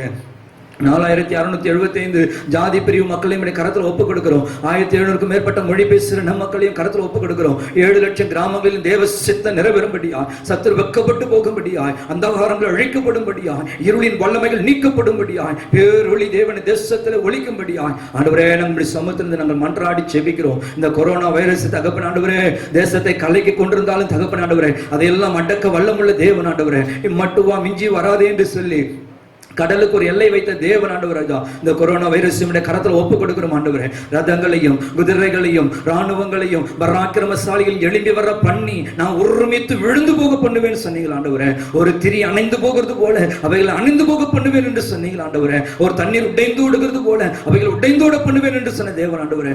தேசத்தை விட்டு ஒரு சீக்கிரத்தில் தேவன் ஆண்டவரே அகன்று போகும்படியா, எங்க தேசத்துல ஒரு தகப்பன் ஆண்டவரே ஒரு மாற்றம் உண்டாகும்படியாக நம்ம நன்றியோடு துதிக்கிறோம் ஆண்டவரே. கலங்கின சூசா நகரத்தை ஆர்ப்பரிக்க பண்ணின தெய்வம் ஆண்டவரே, எங்க தேசத்தையும் நீர் ஆர்ப்பரிக்க பண்ண போகிற நாளுக்காக நாங்கள் உமக்கு நன்றி செலுத்துகிறோம் தகப்பன் ஆண்டவரே. உலகில் இருக்கிறவனிலும் எங்களுக்கு பெரியவர், சத்துடைய சகல தீமைகளை நன்மைக்கு எதுவாக மாற்றுகிற தேவ கரத்தில் ஒப்பு கொடுக்கிறோம் ஆண்டவரே. தகப்பனே எங்க தேசத்து ஜனங்களுக்கு இறங்குங்க, ஏழைகளுக்கு, பேதைகளுக்கு, திக்கற்றவர்களுக்கு, ஆதரவற்ற தகப்பன் ஆண்டவரே அங்கலாய்த்துக் கொண்டிருக்கிற ஒவ்வொரு ஆத்துமாக்களுக்கும் கர்த்தர் ஆண்டவரே நீ போதுமானவராயிருந்து தாங்கி நடத்துங்கப்பா. தம்மை நோக்கி கூப்பிடுகிற காக்கைக்கும் காக்கை குஞ்சுகளுக்கும் ஆகாரம் கொடுக்கிற தேவன் எங்க தேசத்திலே தகப்பன் ஆண்டவரே இந்த தகப்பன் கொரோனா வைரஸ்னால் ஏற்பட்டுகிற பொருளாதார வீழ்ச்சியிலிருந்து எங்க தேசத்தை கர்த்தர் ஆண்டவரே நீங்க தாங்கி நடத்தும்படியாக, இதனால் ஏற்படுகிறதான ஆண்டவரே தகப்பன் ஆண்டவரே எல்லா பொருளாதார வீழ்ச்சிகளை கர்த்தர் மாற்றும்படியாய், அந்த தற்கொலை எண்ணங்களை கர்த்தர் மாற்றும்படியாய், கலவரங்களை யுத்தங்களை கர்த்தர் நீங்க தடுத்து நிறுத்தும்படியாய் ஆண்டவரே நம்முடைய சமூகத்தில் நாங்கள் மன்றாடி ஜெபிக்கிறோம் ஆண்டவரே. என் தேசத்து ஜனங்களுடைய அக்கிரமங்களை பாவங்களை மன்னிங்க தகப்பன் ஆண்டவரே. குடிவெறினாலும், வேசித்தனத்தினாலும், பச்சாரத்தினாலும், போதை வஸ்துகளினாலும், பாவமான கிரியினாலும் சிக்குண்டு கிடக்கிற ஜனங்கள், பாகால் அஸ்திரத்தினுடைய வல்லமையில் அகப்பட்டு கிடக்கிற ஜனங்களை கர்த்தர் நீங்க மீட்டெடுக்கும்படியாக நன்றியோடு துதிக்கிறோம். எங்க தேசத்தை நீர் பொறுப்படுத்திக் கொள்ளுங்க சுவாமி. நிச்சயமாகவே முடிவு உண்டு, நம்பிக்கை வீண் போகாதுன்னு சொன்ன தேவன் ஆண்டவரே உங்க வார்த்தைகளை நிறைவேற்ற போறதுக்காக உங்களுக்கு நன்றி செலுத்துகிறோம். எங்க தேசத்தை நீங்க பொறுப்படுத்திக் கொள்ளுங்க. அதிகாரிகளுக்காக நம்முடைய சமூகத்தில் வருகிறோம் ஆண்டவரே, தேச தலைவர்களுக்காக நம்முடைய சமூகத்தில் வருகிறோம் ஆண்டவரே, ஜனாதிபதிக்காக, துணை ஜனாதிபதிக்காக, பிரதமருக்காக, ஒவ்வொரு முதலமைச்சர்களுக்காக, ஒவ்வொரு கவர்னர்களுக்காக, எம்பி எம்எல்ஏக்களுக்காக, மத்திய மாநில அமைச்சர்களுக்காக, அதிகாரிகளுக்காக தேவ சமூகத்தில் வருகிறோம். கர்த்தர் ஒவ்வொரு மூலமாக தேவ தேசத்துக்கு நன்மையான காரியங்கள் கைகூடி வர கர்த்தர்களுக்கு ஆலோசனை கொடுக்கும்படியாக கருத்தில் ஒப்புக் கொடுக்கிறோம். ராஜாக்களை தள்ளி ராஜாக்களை அமர பண்ணுகிற தேவன், அமர பண்ணின ஒவ்வொருவருக்கும் தகப்பனே கொடுக்கப்பட்ட அதிகாரங்களை துஷ்பிரயோகப்படுத்தாதபடிக்கு தேசத்தின் நன்மைக்காக செயல்பட உதவி செய். ரட்சகர் மீட்பருமாக இயேசுவின் நாமத்தில் ஜெபிக்கிறோம் நல்ல பிதாவே, ஆமென் ஆமென். இப்பொழுதும் ஆண்டவருடைய வார்த்தையை நம்முடைய பாஸ்டர்கள் கொண்டு வருகிறார்கள். கரங்களை தட்டி நாம் அவர்களை வரவேற்கலாம்.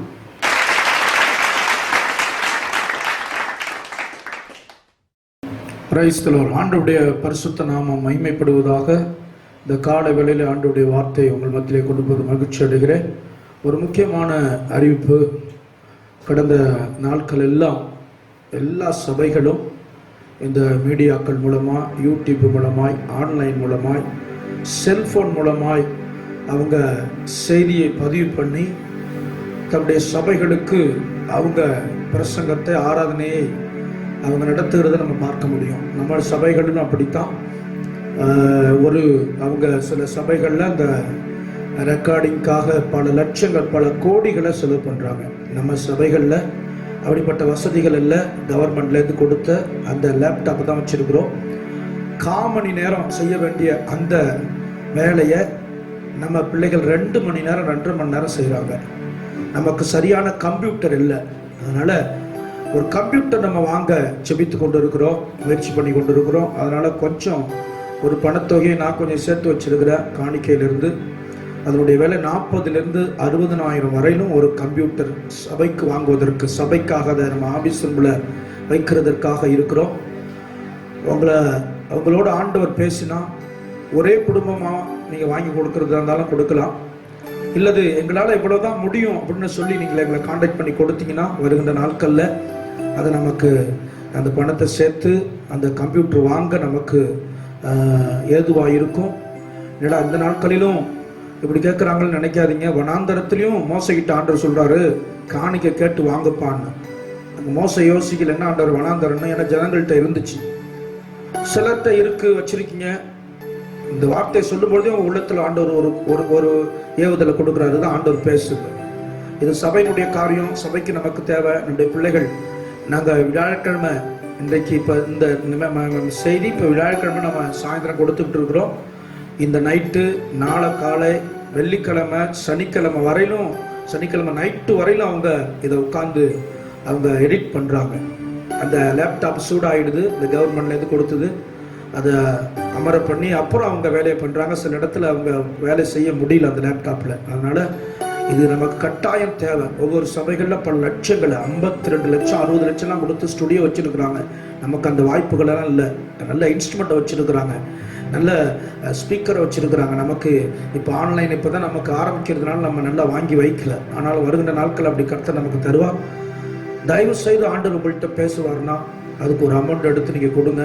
வருகின்ற நாட்களில் நல்ல ஒரு சபைக்கன்று அந்த கம்ப்யூட்டர் வாங்க போகிறோம். எங்கள் குடும்பத்துக்கு அல்ல, எங்கள் பிள்ளைகளுக்கு அல்ல. அது சபையில் ஆபீஸ் ரூமில் இருக்கும். அது சபையினுடைய காரியங்களுக்காக பயன்படுத்தப்படும். உங்கள் மனசில் ஆண்டவர் ஏவாரானா நீங்கள் அதை கொடுக்கலாம். கர்த்தர் உங்களை ஆசீர்வதிப்பாராக. நீங்கள் மனசில் நியமித்து பண்ண வைத்துக் கொள்ளுங்க. நான் உங்களுக்காக செபிக்க போகணும். இதற்காக பரிசுத்தமுள்ள பிதாவே, இந்த ஆசீர்வதிக்கப்பட்ட வேலைக்காக ஸ்தோத்திரம். அநேக பொருட்கள் எங்களுக்கு தேவை. இப்பொழுது மிக அவசரமாக எங்களுக்கு தேவைப்படுவது இந்த கம்ப்யூட்டர். 40,000 to 60,000 வரையிலும் தேவை என்பதை நாங்கள் அறிந்திருக்கிறோம். எங்கள் தேவன் யெகோவா ஈராய், எங்கள் தேவ பிள்ளைகளை கொண்டே இந்த எல்லா பண தேவைகளையும் நீ சந்திக்கும்படியாய் ஜெபிக்கிறோம். ஆண்டவரே, இதை கொடுக்க வேண்டும் என்று எண்ணத்தை கொடுத்திருக்கிற ஒவ்வொருவருக்கும் ஆண்டவரே அந்த உணர்வை தாங்க. இந்த பிள்ளைகள் இல்லை என்றால் அதற்காக ஜெபிக்கட்டும், கொடுக்கட்டும். அதை வாங்கி நாங்கள் சபையில் வைத்து பயன்படுத்த, இப்படிப்பட்ட நல்ல மெசேஜுக்கு அதை பயன்படுத்த எங்களுக்கு உதவி செய்யும். கருத்தில் அர்ப்பணித்து ஆசீர்வதித்து ஜெபிக்கிறேன். இயேசுவின் மூல ஜெபங்கள் நல்ல பிதாவே, ஆமென். God bless you. ஆண்டவர் உங்களோட பேசியிருக்கிறார், அந்த இன்ஃபெக்ஷனை கொடுத்திருக்கிறார். நீங்க இந்த தேவனுக்காக விதைங்க. கர்த்தர் பல மடங்கு அறுக்க கர்த்தர் உதவி செய்வார். ஸ்தோத்திரம். ஆண்டவருடைய பரிசுத்த நாமம் மகிமைப்படட்டும். ஹல்லேலூயா, ஸ்தோத்திரம். நாம் எடுத்து வாசிப்போம். ஓசியா எழுதின தீர்க்கதரிசன புஸ்தகம் 2ஆம் அதிகாரம் 19ஆம் வசனத்தை நாம் வாசிக்க கவனமாய் கேட்போம். ஓசியா எழுதின தீர்க்கதரிசன புஸ்தகம் 2ஆம் அதிகாரம் 19ஆம் வசனத்தை வாசிக்க நாம் கவனமாய் கேட்போம். நித்திய விவாகத்துக்கென்று உன்னை எனக்கு நியமித்துக் கொள்வேன். நித்திய விவாகத்துக்கென்று உன்னை எனக்கு நியமித்துக் கொள்ளுவேன். நீதியும் நியாயமும் கிருபையும், நீதியும் நியாயமும் கிருபையும், உருக்க இரக்கமுமாய் உன்னை எனக்கு நியமித்துக் கொள்வேன். உருக்க இரக்கமுமாய் உன்னை எனக்கு நியமித்துக் கொள்ளுவேன். அல்லேலூயா. ஆண்டவர் தம்முடைய தீர்க்கதரிசியை கொண்டு, பெரிய தீர்க்கதரிசிகள் தானியேல் வரையிலும்,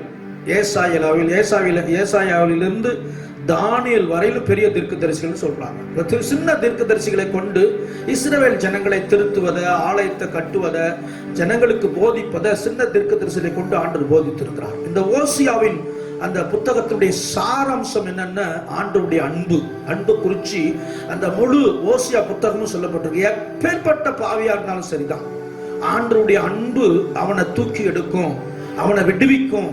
அவன் மன்னிக்க முடியாத குற்றம், மன்னிக்க முடியாத காரியம், இப்படிப்பட்ட பாவத்துல பாவ சேற்றுல உழன்று கொண்டிருந்தாலும் சரிதான், அநியாயமா மனுஷனை வாழ்ந்தாலும் சரிதான், தேவனுடைய அன்பு அவனை தூக்கி எடுக்கும் என்று சொல்லி, தேவ பிள்ளைகளுடைய வாழ்க்கையில தேவ அன்பு அவனை அதிலும் தூக்கி எடுக்கும் என்று சொல்லி அன்பை குறித்து அந்த புத்தகத்தில் சொல்லப்பட்டிருக்கு. ஓசியா என்றால் தேவன் மீட்கிறார் என்று அர்த்தம். அப்ப பாருங்க, நம்ம பூமியில நடக்கிற இந்த விவாகம், அங்க சொல்லப்பட்டிருக்கு விவாகம் அப்படின்னா என்ன அர்த்தம்னா திருமணம், கல்யாணம் அப்படின்னு சொல்லப்பட்டிருக்கு. விவாகம்னா கல்யாணம்னு சொல்லப்பட்டிருக்கு.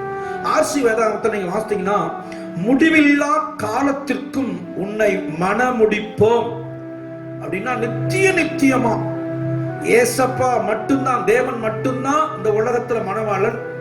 உலகம் முழுவதிலும் இருக்கிற விசுவாச பிள்ளைகள், ஆண்டவரை நம்பி இருக்கிற கிறிஸ்தவர்கள் அல்ல, ஆண்டவருக்காக உண்மை வாழ்க்கை வாழ்ந்து பிதா குமாரன் பரிசுத்தாவின் நாமத்தினாலே மூழ்கி ஞானஸ்நானம் எடுத்து அவருக்காக வருகைக்காக காத்திருக்கிற எல்லாரும் அவருக்கு மனவாட்டிகள்.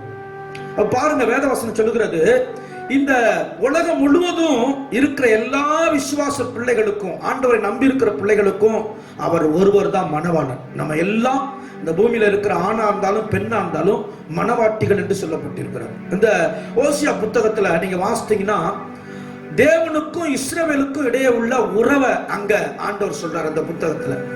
தேவனுக்கும் இஸ்ரவேல் ஜனங்களுக்கும் உள்ள உறவை, திருமண உறவால், கணவன் மனைவி உறவால் இந்த புத்தகத்துல கூறப்படுகிறது. திருமணத்தின் நிமித்தம் கணவன் மனைவி உறவால் இந்த புத்தகத்துல அதிகமா பார்க்க முடியும். கடவுளின் அன்பு ஆர்வம் உள்ளது. அப்ப ஜனங்கள் அதை புறக்கணிக்கப்படும் போது ஆத்திரம் கொள்றாரு ஏசப்பா. ஆண்டவருடைய அன்பு மிக ஆர்வம் உள்ளது, நம்ம நேசிக்கணும், நம்ம உண்மையாகவே அன்பு கூடணும் அவர் நினைச்சிருக்கிறாரு.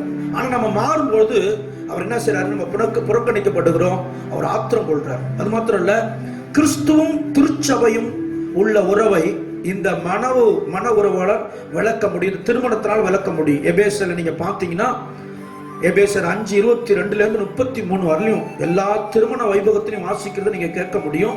அதுல சபைக்கும் கிறிஸ்துக்கும் உள்ள தொடர்பை கணவனுக்கும் மனைவிக்கும் உள்ள உறவுல அங்க லிங்க் பண்ணி அங்க தொடர்பு படுத்தி காட்டுவதை நீங்க பார்க்க முடியும். அப்படிதான் அந்த வேத புத்தகத்துல சொல்லப்பட்டிருக்கு. அப்ப என்ன சொல்ல வரேன்னா, சில இடங்கள்ல கணவன் மனைவி உறவாய் சபைக்கும் கிறிஸ்துக்கும் உள்ள உறவை ஆண்டவர் காட்டுறார். ஏன்னா அவர் விவாகம் நம்மள நித்திய உறவா, நித்திய காலமா இங்க நம்ம பார்க்கிற எல்லாம் இந்த காரியங்கள் எல்லாம், இந்த கிறிஸ்தவர்களாகி நம்ம செய்கிற எல்லா காரியமும் நிழலாட்டமா இருக்கு.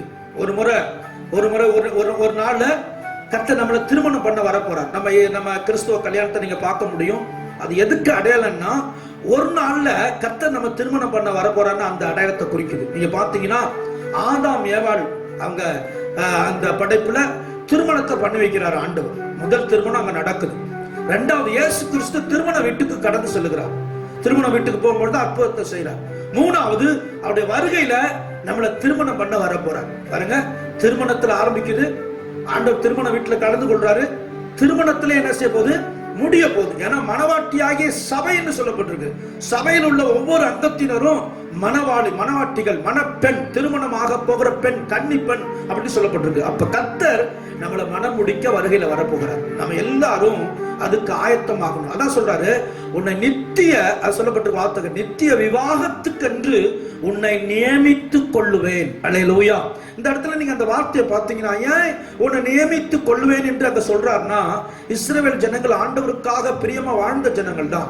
ஒரு காலகட்டத்துல ஆண்டவர் விட்டு தூரம் போயிட்டாங்க. விக்கிர ஆராதனையினால, ஆண்டவர் கொடுத்த சட்ட திட்டங்களை மதிக்காதபடி, ஆண்டவருடைய வார்த்தைக்கு கீழ்ப்படியாதபடி, பல காரியத்தை செய்ததுனால, ஆண்டவர் விட்டு தூரம் போனதுனால அங்க அந்த 2ஆம் அதிகாரத்தை நீங்க பார்க்கும்போது சில தண்டனை கொடுத்து ஆண்டவர் திரும்ப ஏற்றுக்கொள்வதை நம்ம பார்க்க முடியும். அது மாத்திரம் இல்ல, திருமணத்துக்கு ஒப்பையா சில வசனங்களை வேத புத்தகத்துல சொல்லப்பட்டிருக்கு. ஏசாயா தீர்க்கதரிசன புஸ்தகம் 62:4 நீங்க வாசித்தீங்கன்னா, ஏசாயா 62:4 வாசிங்க.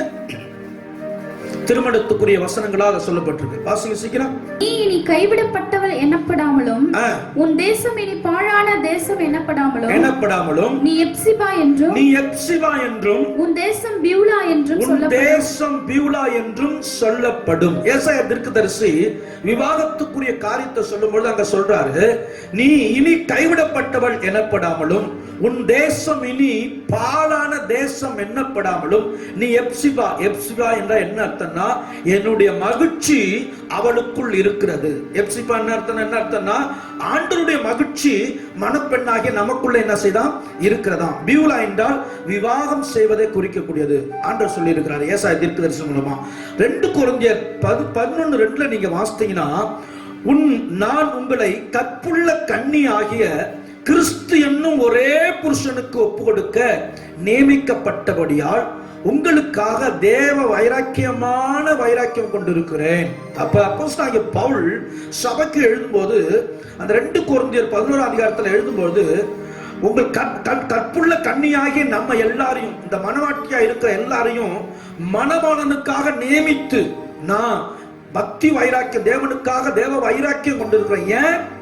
அன்றைக்கு கன்னியா கணவன் மனைவியா இருந்த அந்த ஏவல பாம்பு வஞ்சித்தது போல இன்றைக்கு நம்ம ஆண்டவருடைய மனவாட்டியா இருக்கிற நம்ம இந்த வலு சர்ப்பம், அந்த பாம்பாகிய பழைய பாம்பாகிய அந்த வலு சர்ப்பம் இந்த பூமியினுடைய பாவமான காரியத்தை கொடுத்து நம்மளை இழுத்து விடாதபடி அவர் என்ன செய்யறார்? கற்புள்ள கன்னியாகிய நம்மை ஆண்டவர் வரும் வரையிலும் பாதுகாத்து வச்சிருக்கிறார். அதான் அங்க சொல்லப்பட்டிருக்கு. அது மாத்திரம் இல்ல, எபிரேயர் 13:4 வாசித்தீங்கன்னா, விவாகம் யாவருக்கும் கனமுள்ளதாயும் விவாக மஞ்சம் அசூசிப்படாததையும் இருப்பதாக, வேசி கள்ளரையும் விபச்சாரக்காரரையும் தேவன் நியாயம் தீர்ப்பார். இந்த வேதாமத்துல திருமணத்தை கனமா எண்ணப்பட்டிருக்கு. இன்னைக்கு எத்தனையோ கிடையாது திருமணங்கள் எப்படியே நடக்குது. திருமணத்துக்கு முன்பாக எவ்வளவு தவறுகள் நடக்குது. ஆனா வேத புத்தகம் சொல்லுது, அந்த விவாகம் மஞ்சம் அப்படின்னா பள்ளி அறையனுடைய மாசு அப்படின்னா அந்த புனித தன்மையா அந்த வேத புத்தகம் எழுதி வச்சிருக்கிறது.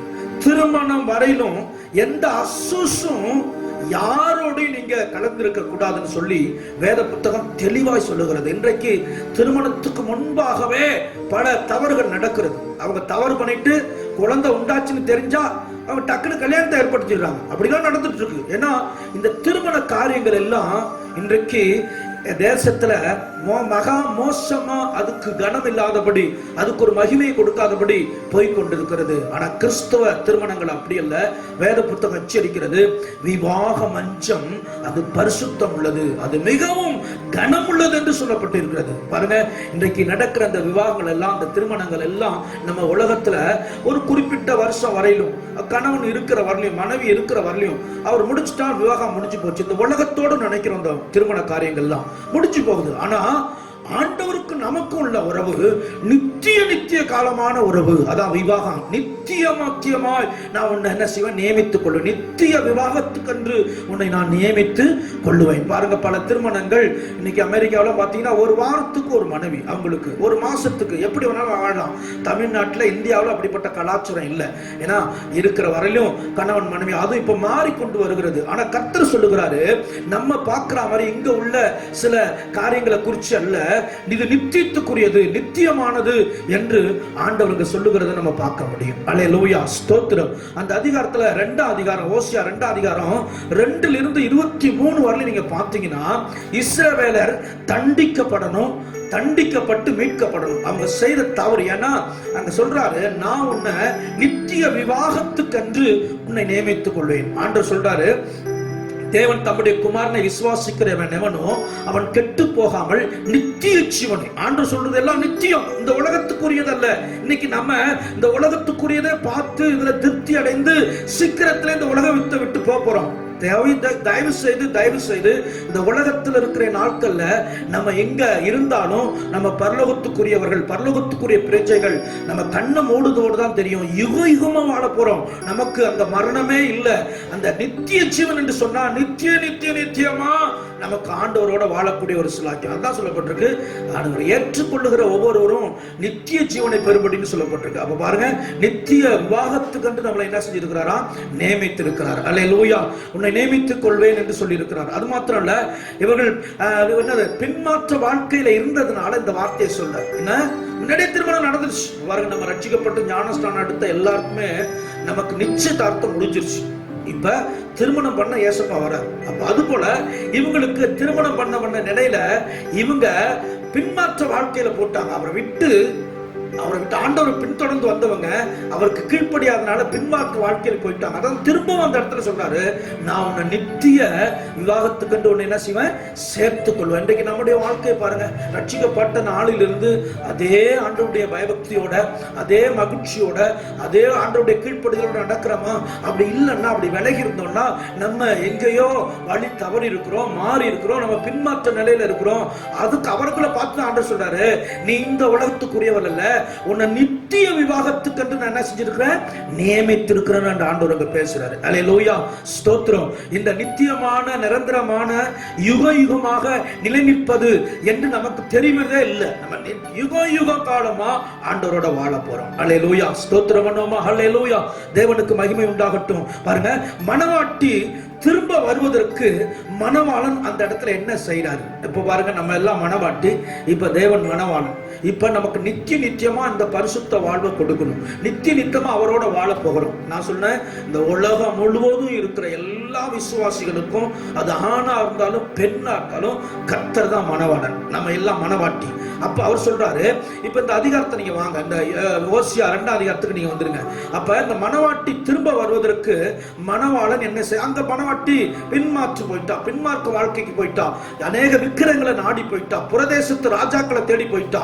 அவருக்கு அங்கதான் சொல்லப்பட்டிருக்கு, அவ ஆண்டவர் யோசியா சொல்றாரு, ஒரு சோர ஸ்திரியை சேர்த்துக்கொள்ளு அப்படின்னா, ஒரு விபச்சார ஸ்திரியை சேர்த்துக்கொண்டு என்ன, அந்த அளவுக்கு தேவனுடைய அன்பை அந்த புத்தகத்தில் வெளிப்படுத்தி கொள்ளப்படுகிறது. ஊழியக்காரன், ஒரு தீர்க்கதரிசி அப்படிப்பட்ட என்னது பெண்களை மனம் முடிக்க கூடாது. வேத புத்தகம் திட்டமும் தெளிவா சொல்லுகிறது. பழைய ஏற்பாட்டு நாட்கள்லாம் அது என்னது, ஊழியக்காரன் இப்படித்தான் திருமணம் பண்ணணும், ஊழியத்தில் இருக்கிறவங்க, ஆசாரிய ஊழியம் செய்யறவங்க இப்படித்தான் நடக்கணும்னு சொல்லி ஒரு பட்டியலே போட்டு வச்சிருக்கிறாரு லேவியராகமத்தில். ஆனா இந்த இடத்துல நீ போய் ஒரு ஸ்தோர ஸ்திரின்னா, ஒரு விபச்சார ஸ்திரியை கல்யாணம் பண்ணி யாராச்சும் அப்படி செய்வாங்களா? தெரிஞ்சு அப்படி செய்வாங்களா? நம்ம உலகத்து ஜனங்களுக்கு அப்படி உவாதுன்னா ஊழியக்காரனை பாருங்க. ஆனாலும் ஏன் அப்படி சொல்றாருன்னா, ஆண்டவர் அந்த இடத்துல நீங்க 1ஆம் அதிகாரத்துல 1ஆம் வசனத்துல எல்லாம் சொல்லப்பட்டிருக்கு, நீங்க பாத்தீங்கன்னா 1ஆம் அதிகாரத்துல அது இருக்கு.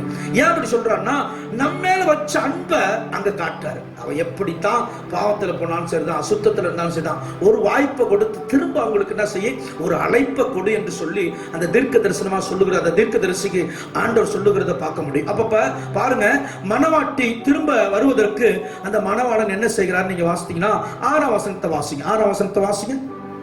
ஆகையால் இதோ நான் உன் வழியை முள்ளுகளினால் அடைப்பேன், நான் உன் வழிகளை முள்ளுகளால் அடைப்பேன், அவள் தன் பாதைகளை கண்டுபிடிக்க கூடாதபடிக்கு மதிலை எழுப்புவேன். ஏன் அப்படி செய்யறாரு? மணவாளனை விட்டு தூரம் போறான், பின்மாற்ற வாழ்க்கைக்கு போறான். இவ போற ரூட்டு சரியில்லை. நம்ம சொல்றோம், நீ போற ரூட்டு சரியில்லை, இது ராங் ரூட்டு, நீ வழி தப்பி போற, இப்படிலாம் நம்ம பேசுவோம், அப்படித்தானே? அப்படித்தான் அங்க சொல்றாரு. ஃபர்ஸ்ட் அவ என்ன செய்யறா, மணவாளனை தேடி மணவாட்டி வரணும். ஏன் வரணும்? நித்தியமா அவரோட வாழ போறோம், இந்த உலக வாழ்க்கைக்காக அல்ல. தயவு செய்து புரிந்து கொள்ளுங்க, இது மனுஷனுடைய 60 பலத்தின் மிகுநாள் 80 வயசு, அவ்வளவுதான் இந்த உலகத்துல வாழ போறோம். இன்றைக்கு 40 50 நம்ம சில வியாதிகள் பலவீனப்பட்டு ஹார்ட் அட்டாக்ல நம்ம செத்து போயிடுறோம். அப்படிலாம் அந்த உலக வாழ்க்கை இருக்கு. ஆனா இது நித்தியம் அல்ல, நமக்கு நித்தியமானது. அதான் சொல்ற, நித்திய விவாகத்துக்கு என்று உன்னை நான் நியமித்துக் கொள்வேன். அப்ப நீங்க மணவாட்டி திருந்தணும்னா, மணவாட்டி அவர் பக்கம் வரணும்னா என்ன செய்ய போறாரா? உன் வழிய அடைக்க போறார், உன் பாதைகளை என்ன செய்ய போறாரா? பாதைகளை முள்ளுகளால அடைக்க போறான். ஏன்? நீ அவர் பக்கம் வரணும். ஏன் அப்படி ஆண்டவர் செய்யறாருன்னா, நீ போயிட்டே இருக்கீங்க, சில இடத்துல டக்குன்னு ஒரு செக் வைப்பார், சில காரிய தடைகள் வரும். அப்ப நீங்க யோசிக்கணும், ஓஹோ, ஏதோ நமக்கு ஆண்டவர் கற்றுக் கொடுக்க போற பாதைகளை கண்டுபிடிக்காதபடிக்கு மதிலை எடுப்பேன். நீங்க போகிற பாதை சரியில்லை தான், அதுக்காக சொல்றாரு. தேவனுக்கு பிரியமில்லாத பாதையில் நம்ம போயிட்டு இருக்கோம், அவர் அருவருக்குவரான வழிகளை நம்ம தெரிஞ்செடுத்திருக்கிறோம். அதனால தான் சொல்றாரு, உன் பாதைகள்ல முள்ளு. இப்போ பாருங்க, இந்த அநேக இடங்கள்ல இந்த கொரோனாவுக்காக ரூட்டுகள்ல முள்ள வட்டி போடுறாங்க, கல்லை தூக்கி வைக்கிறாங்க. ஏன்? அதையும் என்னது கொஞ்சம் ஒதுக்கிட்டு என்ன செய்ய, 2 வீலரோ இல்லை 4 வீலரோ போயிடுது. அப்படி ஏன்னா ஸ்டாப் பண்றதுக்காக, அந்த நேர் ரூட்டா வருவதற்காக. அப்ப அடைச்சிட்டா அந்த காரியங்கள்லாம் பார்த்து யாரை நோக்கி பார்க்க மெயின் வழி அவங்க கண்டுபிடிக்க முடியும். அங்க அடைக்கும் பொழுது நம்ம அங்க என்ன சொல்லப்பட்டிருக்கு, நம்ம போற வழி சரியில்லைன்னா அங்க யோசிக்க சொல்றாரு ஆண்டவர். அப்ப நான் திரும்ப மணவாட்டி வருவதற்கு ஆண்டவர் அங்க சொல்றதான காரியம், நான் முள்ளுகளால என்ன செய்வேன், அடைப்பேங்கிறார். அடுத்து நீங்க வாசிங்க, 2:7 வாசிங்க. அவள் தன் நேசர்களை பின்தொடர்ந்தும் அவர்களை சேர்வதில்லை, அவர்களை தேடியும் கண்டுபிடிப்பதில்லை. அவர்கள் தேடியும் கண்டுபிடிப்பதில்லை. அப்பொழுது அவள் நான் என் முந்தின புருஷனிடத்துக்கு திரும்பி போவேன், இப்பொழுது இருக்கிறதை பார்க்கிலும் அப்பொழுது எனக்கு நன்மையா இருந்தது என்பாள். அங்க சொல்லப்பட்டிருக்கு, அவள் தன் காதலர்களை தேடி போவாள். அப்ப நேசர்னா என்ன போட்டிருக்கு? காதலர்கள். இன்னைக்கு பாருங்க, ஆண்டவர் எனக்கு இந்த உலகத்துல எல்லாமே அவங்க தாங்க அப்படின்னு சொல்லுவாங்க, வாழ்வாங்க. அவங்க இல்லைன்னா நான் இல்லைங்க, என் வாழ்க்கையும் அவங்க தாங்க சில சொல்லுவாங்க. அவங்களும் நானும் நகமும் சதையும் போலங்க அப்படிம்பாங்க. அவருக்கு தான் சொல்றாரு, அங்க ஒரு என்ன செய்யறாரு ஆண்டவர், அவர் அந்த இடங்கள்ல உனக்கு ஒரு பிரச்சனை உண்டாக்கி நீ தேடியும் அவங்களை என்ன செய்ய மாட்ட, காண மாட்ட. அல்லேலூயா. தேவனை காட்டிலும் அதிகமாய் நேசிக்கும் போது அவர்கள் நம்மை விட்டு எடுத்து போடுவார். இன்னைக்கு அநேகருடைய வாழ்க்கை தான் பிரச்சனை. நேசிக்க வேண்டியவரை நேசிக்க மாட்டோம். அவர் நேசிக்கும் பொழுது ஆண்டவர் உங்களால அவங்களுக்கு பிரச்சனை. ஏன்? ஒண்ணு இங்க இருக்கிறதுக்காக அவன் அடிக்கிறார். என்னது? பாவம், பரிதாபம். ஏன்னா ஒன்ன திருத்ததுக்காக பல காரியங்களை செய்யறார். பாருங்க, அந்த இடத்துல வசனத்தை வாசித்தீங்கன்னா, அவள் தன் நேசர்களை பின்தொடர்ந்தும் அவர்களை சேர்வதில்லை, அவர்களை தேடியும் கண்டுபிடிப்பதில்லை. மனவாட்டி அப்படி போயிட்டு இருக்கிறார். அப்ப அதுக்கு ஒரு சரி செய்யணும். மனவாளன் என்ன செய்யணும்? விட்டுட்டு இருக்க மாட்டாருங்க. ஞானஸ்நானம் எடுத்து ரட்சிக்கப்பட்ட பிள்ளைகள் இஷ்டம் போல வாழ விட மாட்டாரு. ஏதோ ஒண்ணு முடக்கி போட்டுருவாரு. சொல்றாங்களா, கைய கால வெட்டி வீட்டுல போட்டுருவாங்க சிலவங்க. சில பிள்ளைங்க அடங்கலன்னா என்னது, இந்த உலகத்தின்படி நான் அவனை தான் கல்யாணம் பண்ணிப்பேன், நான் இப்ப தான் நிப்பேன் அப்படின்னு சொன்னாங்கன்னா, அங்க பாரம்பரியல இருக்கிறவங்க இந்த உலகத்துல மதிப்பா இருப்பாங்க சொல்லுவாங்க, உன்னை வெட்டிய கை காலம் என்ன செஞ்சிருவேன், போட்டுட்டு ஆட்கள்லாம் உண்டு. ஆவண கொலைங்கிறான். என்னது? ஆவண கொலைய பண்ணிடுறான். ஏன்? பிள்ளை கேட்க மாட்டுது. ஆணவ கொலை. ஏன்னா அவங்களுக்கு எங்களுக்கு ஒத்துக்காத அவனை கல்யாணம் இது அதுதான் நிற்கும். அப்ப இங்க இவர் ஒத்துக்க மாட்டாருங்க. இவர் மனவாளன், இவர் இங்க ஒத்துக்க மாட்டாரு போலதான். இவர் பயங்கர வைராக்கியம் உள்ளவர். புரியுதா உங்களுக்கு? அப்ப என்ன சொல்ல வரேன்னா, அப்ப நீ நேசரிடலாம் நான் போவேன் அப்படித்தான் இன்னைக்குன்னா அங்க ஒரு செக் வைப்பார். தேடியும் நம்ம காண மாட்டோம். ஆனா மனவாட்டியாக நீ தாழ்மையை ஒப்பு கொடுத்துரு. உன்னை அவர் நிச்சய விவாகத்துக்கு என்று உன்னை நியமிச்சிருக்கிறார். என்னைக்கு மூழ்கி ஞானஸ்நானம் எடுத்தியோ அன்னைக்கே முழுவதும் நீ அவருக்கு பொறுப்பு. நம்ம பொறுப்பு எல்லாரும் அவருடைய என்னது மனவாட்டிகள் நம்ம. அப்ப ரெண்டாவது என்ன சொல்ல வரேன்னா, தேடி நீ கண்டுபிடிக்க மாட்ட. அப்ப உன்னை திருத்துவதற்காக அந்த காரியத்தை செய்வார். 8:10 வாசிங்க. 8 அது 2:8 அதிகாரம் 8:10 வாசத்தை வாசிங்க. 2 அதிகாரம் 8 வசனம் 9 வசனம் 10 வசனத்தை வாசிங்க. தனக்கு நான் தானியத்தையும் திராட்சரசத்தையும் எண்ணெயையும் கொடுத்தவர் என்றும் தனக்கு நான் வெள்ளியையும் பொன்னையும் பெருக பண்ணினவர் என்றும் அவள் அறியாமல் போனாள். அவைகளை அவர்கள் பாகாலுடையதாக்கினார்கள். ஆதலால் நான் என் தானியத்தை அதன் காலத்திலும் என் திராட்சரசத்தை அதன் காலத்திலும் திரும்ப எடுத்துக்கொண்டு அவளுடைய நிர்வாணத்தை மூடுகிறதற்கு நான் கொடுத்திருந்த ஆட்டு மயிரையும் சணலையும் திரும்ப பிடுங்கிக் கொள்ளுவேன். இப்பொழுதும் அவளுடைய நேசர்களின் கண்களுக்கு முன்பாக அவளுடைய அவலட்சணத்தை வெளிப்படுத்துவேன். ஒருவரும் அவளை என் கைக்கு நீங்களாக விடுவிப்பதில்லை. எடுத்துக்கொள்ள போறாரு. இப்படியே நம்ம போயிட்டே இருந்தோம்னா கொஞ்சம் நஞ்சம் கொடுத்திருக்கிற ஆசீர்வாதம் நம்ம நினைக்கிறோம் இதெல்லாம் நம்ம ஜாலியா அனுபவிக்கிறதுக்காக கொடுத்திருக்கிறாரு. அப்படி இல்லை, ஆண்டவருக்காக கொடுத்திருக்கிறாரு. ஆண்டவரை சேவிக்கிறதுக்காக கொடுத்திருக்கிறாரு. இஸ்ரவேல் ஜனங்கள்லாம் சொன்னாங்க, பார்வோன் சொல்றான், இஸ்ரவேல் ஜனங்கள்லாம் நீங்க மட்டும் போங்க, உங்க பிள்ளைகள் எல்லாம் அங்க இருக்கட்டும். அவங்க சொன்னாங்க, எங்க ஆண்டவர் எந்த சமயத்துல என்னத்தை கேட்பான்னு எங்களுக்கு தெரியாது, நாங்க எல்லாரும் போய் என்ன செய்யணுங்க, ஆராதிக்கணும். இந்த இடத்துல சொல்றாரு, எல்லாவற்றையும் என்ன செஞ்சிருவாங்க. சொல்லப்பட்டிருக்க அந்த வசனம், ஒருவரும் அவளை என் கைக்கு நீங்களாக்கி விடுவதில்லை. அல்லேலூயா. கொடுத்த எல்லா ஆசீர்வாதத்தையும் எடுத்துருவார். எப்படி எடுக்கணும்னு அவருக்கு தெரியும். கொடுத்தவர் அவர் தான், நம்மளை ஆசீர்வதிக்கிறவர் அவர் தான், இதுவரை நடத்தினவர் அவர் தான், நல்ல சந்தோஷமா வாழ வைத்தவர் அவர் தான். இப்ப இதை பெற்றுக் கொண்டதுனால நம்ம அவரை மதிக்கல, யாரோத்த போய் பேசுறோம். பாகாலுக்கு அவங்க என்னதான் தனத்தை செலுத்தினாங்கன்னு சொல்லப்பட்டிருக்கு. அவர் கொடுத்த ஆசீர்வாதத்தை வீணான விக்கிர ஆராதனைக்கு போய் செலுத்தினாங்கன்னு சொல்லப்பட்டிருக்கு. அதனால கோவம் வருது அவருக்கு. நான் உன்னை ரட்சிக்கப்பட்டு நடத்தினேன், நான் உனக்கு பரிசுத்த வஸ்திரத்தை கொடுத்தேன், நான் உனக்கு அபிஷேகத்தை கொடுத்தேன். நீ அந்த ஏசேக்கியேல் தீர்க்கதரிசி சொல்லப்பட்டது போல, நீ பிறந்த நாளுல டிரெஸ் இல்லாத கடந்த, அந்த ரத்தத்துல கடந்த, உன்னை பார்த்து பரிதவிக்க யாரும் இல்ல, நான் கடந்து போனேன், உன்னை பார்த்தேன், என் கண்கள்ல உனக்கு என்ன செஞ்சது? இரக்கம் கிடைச்சது. அது என்ன தெரியுமா? நம்ம அப்படித்தான் பாவ சேற்றுல உழன்றோம். நம்மளை பார்க்க யாரும் பார்த்தவெல்லாம் திட்டிட்டு போனோம். நம்மளை முன் வாழ்க்கையில பார்க்கும்போது நம்மளை யாரும் மதிக்கல. ஆனா கர்த்தர் நமக்கு கிருபையை தந்து இரக்கத்தை வச்சு பிழைத்திரு என்றாரு. இன்னைக்கு இந்த ஆசீர்வாதங்கள்லாம் வந்தது. ஆனா அந்த ஆசீர்வாதத்தை பெற்றுக்கொண்ட இந்த மணவாட்டி அவரை மதிக்க முடியல. தேவ பிள்ளைகளே, கொடுத்த எல்லாமே உங்களுக்கு நினைச்சிடாதீங்க. இன்னும் பல காரியத்தை செய்வோம், இப்படி செய்வோம், அப்படி நினைக்காதீங்க. தேவனுக்கு முதலிடம், தேவனுக்கு காரியம் முதலிடம் கொடுங்க. சொல்லப்பட்டு கொடுத்த ஆசீர்வாதத்தை நான் எடுத்துருவேன், என் கையில ஒருவரும் தப்பிப்பதில்லைன்னு சொல்லப்பட்டிருக்கு. ஏன்? மணவாட்டி அவர் பக்கம் வரணும். அதனால கொடுத்த நன்மைகள் எல்லாம் இதுதான் நமக்கு நிரந்தரம் நினைச்சிடாதீங்க.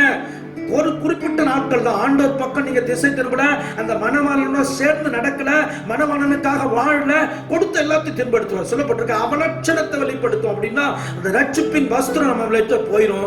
ரட்சிப்பின் வஸ்திரம் நம்ம விட்டு போச்சுன்னா நமக்கு பாதுகாப்பு அல்ல, வேலி எடுக்கப்பட்ட ஒரு தோட்டமா மாறிடுவோம். அப்படிதான் சொல்லப்பட்டிருக்கு. அப்ப மணவாட்டி வருவதற்காக அந்த காரியத்தை ஆண்டவர் செய்யறாரு. 11ஆம் வசனத்தை வாசிங்க. 2:11.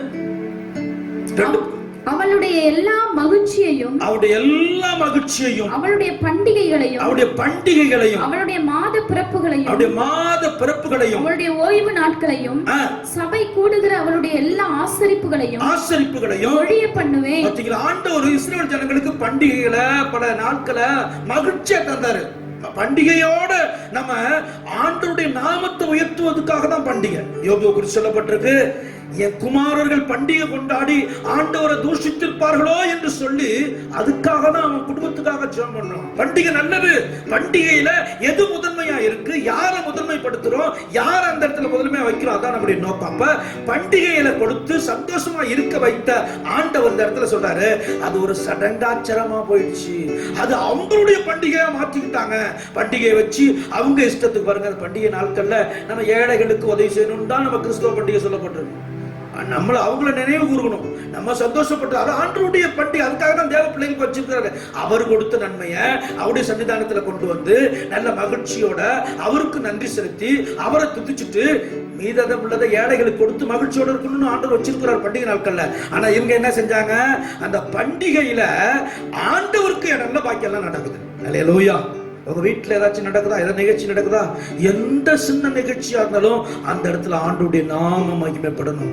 பல ஆயிரங்களை போட்டு நம்ம பிறந்தநாள் கொண்டாடுறோம். அந்த கொண்டாட்டத்தின் மையத்துல யார் இருக்கிறா? எல்லாம் நடக்குது, அங்க யார் இல்ல? ஆண்டவர் இல்ல. அந்த பண்டிகையே ஒரு சிறப்பு கூட்டமா மாத்தணும். ஒரு கூட்டத்தை வச்சு சுவிசேஷத்தை சொல்லி அடுத்து என்ன செய்யணும்? ஒரு கேக்கு வெட்டு பாருங்க. அதுதான் ஆண்டவருக்கு ஏற்ற பண்டிகை. அல்லேலூயா. அப்போ பண்டிகையினுடைய எல்லா மகிழ்ச்சியையும் நான் எடுத்துருவேங்கிறாரு. அல்லேலூயா. ஏன்? மணவாட்டி அவரை நோக்கி வரணும். இப்படிப்பட்ட இந்த 4 காரியத்தை அவர் செய்தாதான் மணவாட்டி அவர்கிட்ட வர முடியும். அதுக்காக அந்த காரியத்தை செய்யறார். சரி, மணவாட்டி மணவாளன் கொடுக்கும் நன்மைகள் என்ன? இப்ப மணவாட்டி வந்துட்டாங்க. மணவாளன் கொடுக்கக்கூடிய நன்மைகளை என்னன்னு நம்ம பார்க்கும்போது இந்த காரியத்தை நம்ம அந்த 4 காரியத்தை சொன்னோம். என்னென்ன காரியத்தை சொன்னோம்? அவர் முள்ளுகளால அடைக்க போறாரு. ஃபர்ஸ்ட் என்னது? முள்ளுகளால அடைப்பான். வழி என்ன செய்வேன்? அவன் என்ன என் கைக்கு தப்பி போக முடியாது. 2வது என்ன சொல்லப்பட்டிருக்கு? பாதைகளை கண்டுபிடிக்க மாட்டேன். அதுதான் ஃபர்ஸ்ட் நினைக்கிறேன். பாதைகளையும் என்னது வழியையும் முள்ளுகளால் அடைப்பேன், சுவர நடுவுங்கிறாரு. அடுத்தது 2வது தேவன் கொடுத்த திரும்ப என்ன செஞ்சுவாரு? ஆசீர்வாதங்கள் திரும்ப பெற்றுக் கொள்வாரு. 3வது எல்லா மகிழ்ச்சியை உன்னை விட்டு என்ன செய்வான்? எடுத்துக்கொள்வோம் பாரு. இப்ப இப்படிலாம் பண்ணதுனால மணவாட்டி இப்ப திரும்ப உணர்ந்து, இப்ப கேட்ட வசனத்தினால நான் மணவாட்டியா இருக்கிற நம்ம என்ன செய்யணும்? உணர்வு. அன்னைக்கு அந்த மணவாட்டிக்கு சொல்றாரு, இன்னைக்கு நம்ம சபையாகிய மணவாட்டி நமக்குன்னு பேசிட்டு இருக்கிறார் ஆண்டவர். இதில் நம்ம குறைவுபட்டிருந்தோமா? இன்னைக்கு அவர் பக்கம் திரும்பணும். அப்ப திரும்பும்பொழுது மணவாளனுக்கு மணவாட்டிக்கு மணவாளன் தரும் நன்மைகள் என்ன அப்படி பார்க்கும்போது அதிலே சொல்லப்பட்டிருக்கு. 2:14 வாசிங்க. ஆயினும் இதோ நான் அவளுக்கு நயம் காட்டி அவளை வனாந்திரத்தில் அழைத்து கொண்டு போய் அவளோட பச்சமாய் பேசி. அப்படின்னா இருதயத்தோட பேசுவாள். இந்த இடம் சொல்லப்பட்டிருக்கு. ஆண்டவருடைய கிருபையாக காட்டுறாருங்க. இவ இப்படிப்பட்ட அந்த 4 காரியத்தை சொன்னீங்கன்னா யாரும் நம்மள மதிக்க மாட்டாங்க. ஆனாலும் ஒரு வாய்ப்பை தரார். கிருபையா திரும்ப வந்து அவரே பேசுறார். ஏன் அங்க பாத்தீங்கன்னா தேவன் தன் கிருபையை காட்டி மீண்டும் மனம் திரும்ப இஸ்ரவேலை அழைக்கிறாங்க, மனவாட்டி அழைக்கிறார். அப்ப எகிப்திலிருந்து இஸ்ரவேலர்கள் வெளியே கொண்டு வந்து வனாந்திரத்தை நடத்தினார். தன்னுடைய கட்டளைகளை பிரமாணங்களை கொடுத்து கானானுக்கு கொண்டு போனாராம். அப்ப வனாந்தரம் என்பது எகிப்திலிருந்து அழைத்து கொண்டு வர ஜனங்களை தன்னுடைய பிரமாணங்களை கொடுத்து கட்டளை கொடுத்து இப்படிதான் நடக்கணும் என்று சொல்லி கானான் ஆசீர்வாதமான தேசத்துக்கு போனார். இன்றைக்கு பாவத்திலிருந்து நம்மை நடத்து என்ற ஆண்டவர் இந்த பாவத்திலிருந்து நம்மை மீட்டெடுத்து அங்க ஒரு அந்த வனாந்தர பாதையில எடுத்து நீட்டி மோட்சத்து கொண்டு போகிறவராய் இருக்கிறார். இன்றைக்கு பாருங்க, அது மாத்திரம் இல்ல, இக்காலத்துல பாவம் என்கிற எகிப்திலிருந்து நம்ம தூக்கி எடுக்கிறார். எகிப்திலிருந்து தூக்கி எடுத்து என்ன சொல்றாரு, நமக்கு பரலோகத்து கொண்டு போகக்கூடிய தெய்வமாய் இருக்கிறார். அல்லேலூயா சொல்லுவோமா? அல்லேலூயா சொல்லுவோமா? அப்ப என்ன சொல்ல வரேன்னா, மனமாட்டிக்கு ஆண்டவர் கொடுக்கிற நன்மை என்னன்னா, முதலாவது என்ன சொல்ல வரேன்னா, நான் அவளை நயங்காட்டி கிருபையினாலே இரக்கத்தினாலே அவரை முடிசூட்டி நான் அவரை ஏற்றுக் கொள்வேன் அப்படிங்கிறார். ஏன்? அவர் செஞ்ச பாவத்துக்கு ஏற்றுக்கொள்ளவே கூடாது. பாருங்க, இன்னைக்கு உலகத்துல ஒரு கணவனுக்கோ மனைவிக்கோ துரோகம் செய்யறாங்க. சிலர் என்ன குடும்ப சூழ்நிலை ஏற்றுக்கொள்றாங்க. ஆனா இந்த மனவன் அப்படி இல்லை. சிலர் அன்றைக்கே அவங்க டிஸ்மிஸ், இவ இனி எனக்கு வேணாம் அப்படின்னு அறுத்து பேசிடுறாங்க. ஆனா இந்த மனவாளன் அப்படி இல்லை, ஒரு தருணத்தை கொடுக்கிறார். கிருபையா இன்னும் ஒரு தருணத்தை கொடுக்கிறார். இதை நீங்க அள்ள தட்டக்கூடாது. மனவாட்டியா இருக்கிற நம்ம ஏன் தெரியுமா, உங்களை என்னை நித்தியத்துக்கு அவர் அழைச்சிருக்கிறார். அப்ப நித்தியத்துக்கு நம்ம போறோம்னா அப்படியே ஆப்போசிட்ல வாங்க, நித்தியமான நரகம். அதுதான், அதுக்கு போகக்கூடாதுன்னு சொல்லிதான் உங்களையும் என்னையும் நீடிய பொறுமையோட சாந்தத்தோட அவர் கையாளுறாரு. ஒரே நிமிஷத்துல உங்களை என்னையும் புறக்கணிச்சுட்டு அவர் போயிடலாம். இது ஒரு மாசமா அடுத்த மாசம் கூட மீட்டு எடுத்துடலான்னு அவர் இருந்தாருன்னா இப்படிப்பட்ட வாய்ப்பு எல்லாம் இருந்திருக்காரு. ஆனா ஒரு தரம் மறிப்பதும் நியாய தீர்ப்படையதும் மனுஷனுக்கு நியமிக்கப்பட்டிருக்கு. ஒரே தரம் தான், போனா நித்திய மோட்சம் அது நித்திய நரகம். இந்த இடத்துக்கு போகக்கூடாதுன்னு சொல்லிதான் இப்படி எல்லாம் நயங்காற்றானா கிருபையினால மீட்டு எடுக்கிறார். இரண்டாவது, மணவாளன் மணவாட்டிக்கு செய்யக்கூடிய காரியம் என்னன்னா, 2:15 வாசிங்க. அவ்விடத்திலிருந்து அவளுக்கு அவளுடைய திராட்சை தோட்டங்களையும் நம்பிக்கையின் வாசலாக ஆகோரின் பள்ளத்தாக்கையும் கொடுப்பேன். அப்பொழுது அவள் அங்கே தன் இளவயதின் நாட்களில் தான் எகிப்து தேசத்திலிருந்து வந்த நாளிலும் பாடினது போல் பாடுவாள். பாருங்க, ரட்சிக்கப்பட்ட புதுசா கொஞ்சம் நினைச்சு பாருங்க. ஆண்டவர் சொல்றாரு, அவளுக்கு திராட்சை தோட்டத்தை நான் திரும்ப அவர் தவறு செஞ்சதுனால பிடிக்கிட்டார். திரும்ப அவர் எடுத்துக்கிட்டார். திராட்சை தோட்டம் இல்ல, திராட்சைன்னா தண்ணீர்ல வளர்க்கும், அது நல்ல முக கலர்ச்சியை உண்டாக்கும் திராட்சை ரசம். இப்படி தோட்டத்தெல்லாம் கொடுத்தாரு. நம்பிக்கையின் வாயிலாக ஆகோர் பள்ளத்தாக்கு. பாவம் செஞ்சா அந்த பாவத்தை மன்னிப்பாங்க. அது ஆகோர் பள்ளத்தாக்குன்னு எங்க சொல்லப்பட்டிருக்குன்னா, நீங்க யோசுவா புத்தகத்துல 7ஆம் அதிகாரம் லாஸ்ட் வசனத்தை வாசிங்கன்னா, அங்க ஆகானுங்கிற ஒரு மனுஷன் தவறு செய்யறான், பாவத்தை செஞ்சிட்டான். அவன் குடும்பமும் அவனையும் கல்லெறிஞ்சு கொள்ளி கல்லாலே போட்டு மூடுறாங்க. அது என்னன்னா, பாவம் புதைக்கப்பட்ட இடம். என்னது? அதை அடுத்து வாசிங்க சொல்லப்பட்டிருக்கு. உபாகமம் 7 லாஸ்ட் வசனத்தை வாசிங்க. அவன் மேல் இந்நாள் வரைக்கும் இருக்கிற பெரிய கற்குவிலை குவித்தார்கள். இப்படியே கர்த்தர் தமது கோபத்தின் உக்கிரத்தை விட்டு மாறினார். ஆகையால் அவ்விடம் இந்நாள் வரைக்கும் ஆகோர் பள்ளத்தாக்கு எனப்படும். ஆகோர் பள்ளத்தாக்குன்னா என்ன அர்த்தம்? பாவத்தை முற்றிலும் புதைத்து போட்ட இடம். ஏன்? ஆண்டுடைய வார்த்தையை கேட்காம சால்வையும் அந்த வெள்ளி பாலத்தையும் எடுத்து தெரியாம வீட்டுக்கு கொள்ளையில வச்சு புதைச்சு வச்சதுனால, ஒரு நாள் முழுவதும் விசாரணை சொன்னாலும் சொல்லாம மறைச்சு வச்சதுனால அவனுக்கு அந்த தண்டனை. அப்ப ஆண்டவர் சொல்றாரு, நீ செஞ்ச எல்லா பாவத்தையும் நாகூர் பள்ளத்தாக்கு போல போட்டு என்ன செய்யறேன், மூடிடுறேன். தயவு செய்து வந்துருங்க. ஆண்டவர் சொல்ற வார்த்தை, நீ இதுவரை செஞ்ச எல்லா பாவத்தையும் நான் மன்னிச்சிடறேன்ப்பா, பள்ளத்துல போட்டு மூடிடுறாங்கிறாரு. வாக்குத்தத்தமே அப்ப பண்ண ரட்சிக்கப்படும் போது கிழக்கு மேற்குக்கு எவ்வளவு தூரமோ அவ்வளவு தூரமா பாவத்தை கடலின் ஆழத்துல போட்டுட்டாரு. நம்ம தான் இப்ப திரும்ப அதை நோண்டி எடுத்து இப்போ வடிட்டு இருக்கிறோம். திரும்பவும் ஒரு அழைப்பு கொடுக்கிறாரு. என்னன்னா, உன்னை ஆகூர் பள்ளத்தாக்கு போல போட்டு மூடிடுறான். அப்ப என்ன சொல்றாரு, அப்படி மூடும்போது நீ இளம் வயதுல பாடினது போல பாடுவ. அடுத்தது அங்க பாருங்க, அங்க என்னது, எகிப்து தேசத்திலிருந்து வந்த பாட்டு என்னன்னா, அதுல சொல்லப்பட்டிருக்கு. யாத்திராகமம் 15ஆம் அதிகாரம் 1, 2, 3 வாசித்தீங்கன்னா அங்க பாடின பாட்டு. எகிப்துல இருந்து இஸ்ரவேல் ஜனங்கள் மீட்கப்பட்டு வராங்க. அவங்க பாடின பாட்டு என்ன பாட்டு? வாசிங்க அதை. அப்பொழுது மோசேயும் ஆ. இஸ்ரவேல் புத்திரரும் ஆ. கர்த்தரை புகழ்ந்து பாடின பாட்டு கர்த்தரை பாடுவேன், கர்த்தரை பாடுவேன், அவர் மகிமையாய் வெற்றி சிறந்தார், குதிரையையும் குதிரை வீரனையும் கடலிலே தள்ளினார். கர்த்தர் என் பலனும் என் கீதமுமானவர், அவர் எனக்கு இரட்சிப்புமானவர். அவரே என் தேவன், அவருக்கு வாசஸ்தலத்தை ஆயத்தம் பண்ணுவேன். அவரே என் தகப்பனுடைய தேவன், அவரை உயர்த்துவேன். கர்த்தரே யுத்தத்தில் வல்லவர், கர்த்தர் என்பது அவருடைய நாமம். பாருங்க, இந்த வார்த்தையெல்லாம் சொல்லி நம்ம ஆரம்பத்துல துதிச்சோங்க. இப்ப துதி இல்ல, அதனால மணவாளன் மணவாட்டிக்கு இந்த துதியை தராரு. இளம் வயதுல எப்படி நம்ம இளம் வயதுல ரட்சிக்கப்பட்ட புதுசுல, ரட்சிக்கப்பட்ட ஆரம்பத்துல என்னென்னலாம் ஆண்டவரை துதிச்சோமோ, அப்போஸ்தலன் பவுல் சொல்றாரு கலாத்தியர் நாட்டு சபைக்கு, நீங்க ஆரம்பத்துல கொண்ட விசுவாசம் கண்ணை பிடிக்க கொடுத்தா கூட எனக்கு கொடுத்திருப்பீங்க, அப்படி இருந்தது உங்க விசுவாசம், இன்னைக்கு மங்கு போச்சு. அதான் சொல்றாரு, ஆரம்பம் அந்த துதியை கேட்கிறாரு ஆண்டவர், ஆரம்பம் அந்த மகிழ்ச்சியை உனக்கு தருவாங்கிறாரு, மணவாட்டிக்கு தருவாங்கிறாரு. அடுத்தது 2:16 வாசிங்க, மணவாளன் தரக்கூடிய காரியம் சீக்கிரம் வாசிங்க. 2:16. அக்காலத்திலே நீ என்னை இனி பாகாலி என்று சொல்லாமல் ஈஷி என்று சொல்லுவாய். அப்படி என்ன அர்த்தம்? ஈஷி என்றால் என்னுடைய எஜமான் என்று சொல்லுவ, பாகாலின்னா இதுக்கு அப்படியே ஆப்போசிட். அடுத்தது ஈஷின்னா அதுக்கு ஆப்போசிட். இப்ப நான் உன்னை என்ன சொல்லுவேன்? ஈஷின்னா என்னுடைய எஜமான் நீ சொல்லுவ, பாகாலி என்றால் கணவன் மணவன், என்னுடைய மணவாளன் நீ என்ன செய்ய போற? சொல்ல போற. அந்த நாமத்தை நமக்கு தர போறாரு. முதல்ல இதுக்கு வேற என்னுடைய எஜமான் அல்லன்னு சொல்லிட்டு இருந்தோம். எங்க நம்ம பின்மாற்றத்தில் போன பிறகு, நம்ம மணவாளனை விட்டு தூரம் போன பிறகு இந்த வார்த்தை ஈஷி என்றால் என்னன்னா, நீ எனக்கு எஜமானன் இல்ல.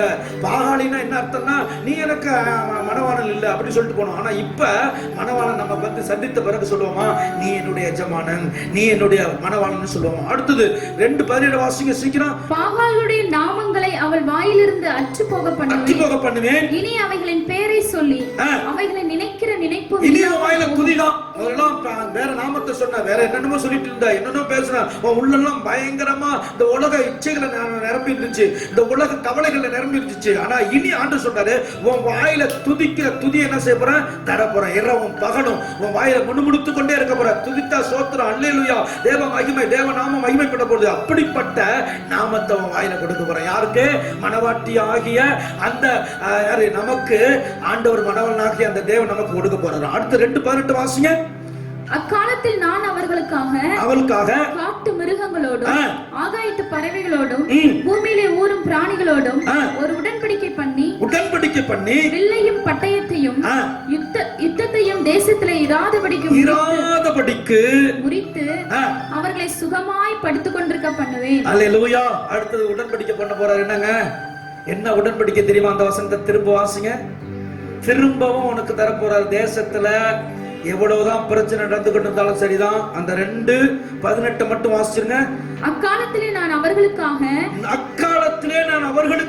காட்டு மிருகங்களோடும் ஆகாயத்து பறவைகளோடும் பூமியிலே ஊரும் பிராணிகளோடும் ஒரு உடன்படிக்கை பண்ணி வில்லையும் பட்டயத்தையும் யுத்தத்தையும் தேசத்திலே இராதபடிக்கு முறித்து அவர்களை சுகமாய் படுத்துக் கொண்டிருக்க பண்ணுவேன். அல்லேலூயா. இதெல்லாம் மாறபோது. தேசத்துல யுத்தம் நடக்கட்டும், நமக்கு ஒண்ணு இல்ல, நம்ம ஜெபிக்கணும், நமக்கு யுத்தம் பாதிக்காது. காட்டு மிருகங்களோட அது ஒவ்வொரு பரப்பன எதுவும் நம்மளை சேதப்படுத்த முடியாது. ஆண்டவர் கட்டுப்படுத்த கூடாது. தேசத்துல சமாதானத்தை தருவாங்கிறார். யாருக்கு? வேத புத்தகம் சொல்லுது, வானம் சிவப்பா போகும், கம்பிளி போல எல்லாம் மாறும், பூமியில அக்கினி புகைக்கடா எழும்பும். கர்த்தருடைய நாமத்தை தொழுது கொள்கிறவனுக்கு இதெல்லாம் வந்தாலும் ஒண்ணு தெரியாது. ஏன்னா ஏசப்பா நம்மளை பாதுகாக்க போறாரு. அல்லேலூயா. ஒரு உடன்படிக்கை என்ன? தேசத்துல. அல்லேலூயா சொல்லப்பட்டிருக்கு. அக்காலத்திலே நான் அவர்களுக்கு காட்டு மிருகங்களோடும் ஆகாயத்து பறவைகளோடும் பூமியில ஒரு பிராணிகளோடும் ஒரு உடன்படிக்கை பண்ணி வில்லையும் பட்டயத்தையும் யுத்தத்தையும் தேசத்தை இராதபடி முறித்து அவர்களை சுகமாய் படுத்துக் கொண்டிருக்க பண்ணுவேன். அல்லேலூயா. மணவாளன் அழகான ஒரு கிஃப்ட தராரு. சுகமான தூக்கத்தை, நிம்மதிய, எல்லாரோட சமாதானத்தை கொடுக்க போறாரு. அல்லேலூயா. அப்ப சமாதானம் கொன்ற ஒரு மணவாளன் இந்த காரியத்தை கொடுத்து நம்மை திருத்த போகிறார். அல்லேலூயா. அங்க நீங்க பாத்தீங்கன்னா அங்க எபேசியர் எழுதின நிருபம் ஒரு மணவாளன் மணவாட்டிக்கு சமமா சொல்லப்பட்டிருக்கு, ஒரு கணவனும் மனைவிக்கு சொல்லப்பட்டிருக்கு. சபைக்கும் இயேசு கிறிஸ்துவுக்கும் சபைக்கும் உள்ள உறவு, கணவனுக்கும் மனைவிக்கும் உள்ள உறவு சொல்லப்பட்டிருக்கு. அதுல நீங்க பாத்தீங்கன்னா 22 ல இருந்து 33 வரையிலும் வாசித்தீங்கன்னா, வீட்டுல வாசித்து பாருங்க, தெளிவா தெளிவா புரியும். அங்க ஒரு மணவாட்டி என்ன செய்யணும், ஒரு மணவாட்டி மணவாளனை எப்படி நேசிக்கணும்னு சொல்லப்பட்டிருக்கு. முதலாவது கிறிஸ்து நமக்கு தலை, மணவாட்டிக்கு கிறிஸ்து தலையா இருக்கணும். இரண்டாவது அவர் மேல அன்பு கூறணும். பாருங்க 5:23 சொல்லப்பட்டிருக்கு, கிறிஸ்து தான் தலையா இருக்கிறார் என்று அன்பு கூற வேண்டும். தலை என்றால் அது முக்கியமானது. இந்த பாருங்க, என்ன பாருங்க, இந்த தலை அப்படியே போச்சுன்னு வச்சுங்களேன், இந்த முண்டத்தை வச்சு என்ன பிரயோஜனம்? ஒரு பிரயோஜனம் இல்லை. அப்போ வாழ்க்கையில மணவாளனுக்கு நீ செய்ய வேண்டிய கடமை என்னதான், அவர் தான் உனக்கு தலை. இந்த தலை இருந்தாதான் நமக்கு ஃபேமஸ். இல்ல இந்த முண்டத்துக்கு முன்னாடி முடிய பின்ன போட்டு அப்படி ஆட்டம் என்ன செய்ய முடியும்? அது தூக்கி தான் ஆட்ட முடியும். இந்த கழுத்து போச்சு, முடிஞ்சு போச்சு. இதுதான் கிறிஸ்து, இதுதான் உனக்கு வாழ்க்கையில மனவாட்டியா இருக்கிற உனக்கு அவர் தான் தலை. அடுத்து சொல்லப்பட்டிருக்கு 5:24 அவருக்கு கீழ்ப்படிந்து நடக்க வேண்டும். அடுத்தது 5:25 சொல்லப்பட்டிருக்கு அவர் மேல அன்பு கூற வேண்டும். அல்லேலூயா. மனவாட்டியா நான் இருக்கிற நம்ம மணவாளன் வரும் வரையிலும் அவரை பார்த்து நம்ம நிச்சயதார்த்தம் பண்ணிட்டு போயிட்டாரு, திருமணம் பண்ற வரலையும் இதை நம்ம கடைபிடிக்கணும். இது எல்லா திருமணங்களிலும் ஒரு கணவன் மனைவிக்கு அறிவிலே சொல்லுவாங்க. அதை வாசிக்காத திருமணங்களே இல்லை. ஆனா இது நமக்கும் மணவாளனுக்கும் இன்னைக்கு சொல்லப்பட்டிருக்கு. ஏன்னா நித்தியமா வாழக்கூடிய மணவாளனுக்காக நம்ம இதை செய்ய போறோம். அது மாத்திரம் இல்ல, இப்படி நம்ம செய்யும் போது கர்த்தர் நித்தியமாக நம்மை வாழ வைக்க போகிறார். எங்க இந்த மணவாளனுக்கும் மணவாட்டிக்கும் உள்ள உறவு என்ன தெரியுமா? நித்தியமா யுகயுகமா வாழ போறோம். அடுத்தது, இந்த வாழ்க்கை இந்த உலகத்தோடு முடிந்து போவதில்லை. இரண்டாவது, நாம் இதுவரையிலும் பின்மாற்றத்தில் இருந்தால் இனியாவது என்ன செஞ்சிருவோம்? திருந்திருவோம். ஏன்? மணவாளன் வந்து நம்ம எடுத்துக்கொள்ள போகிறார். அல்லேலூயா, ஆமென், ஸ்தோத்திரம், அல்லேலூயா. கர்த்தர் சொன்ன வார்த்தை, உன்னை நித்திய விவாகத்துக்கென்று உன்னை நான் நியமித்துக் கொள்வேன். முழங்கால் படிடுவோமா, ஜெபமா, ஆண்டவர்கிட்ட கேட்போமா? ஸ்தோத்திரம். கரங்களை உயர்த்தி, நித்தியமாய் உன்னேம் நிலைத்திருக்கும், தலைமுறைக்கும் உன் பேர் பேசப்படும்.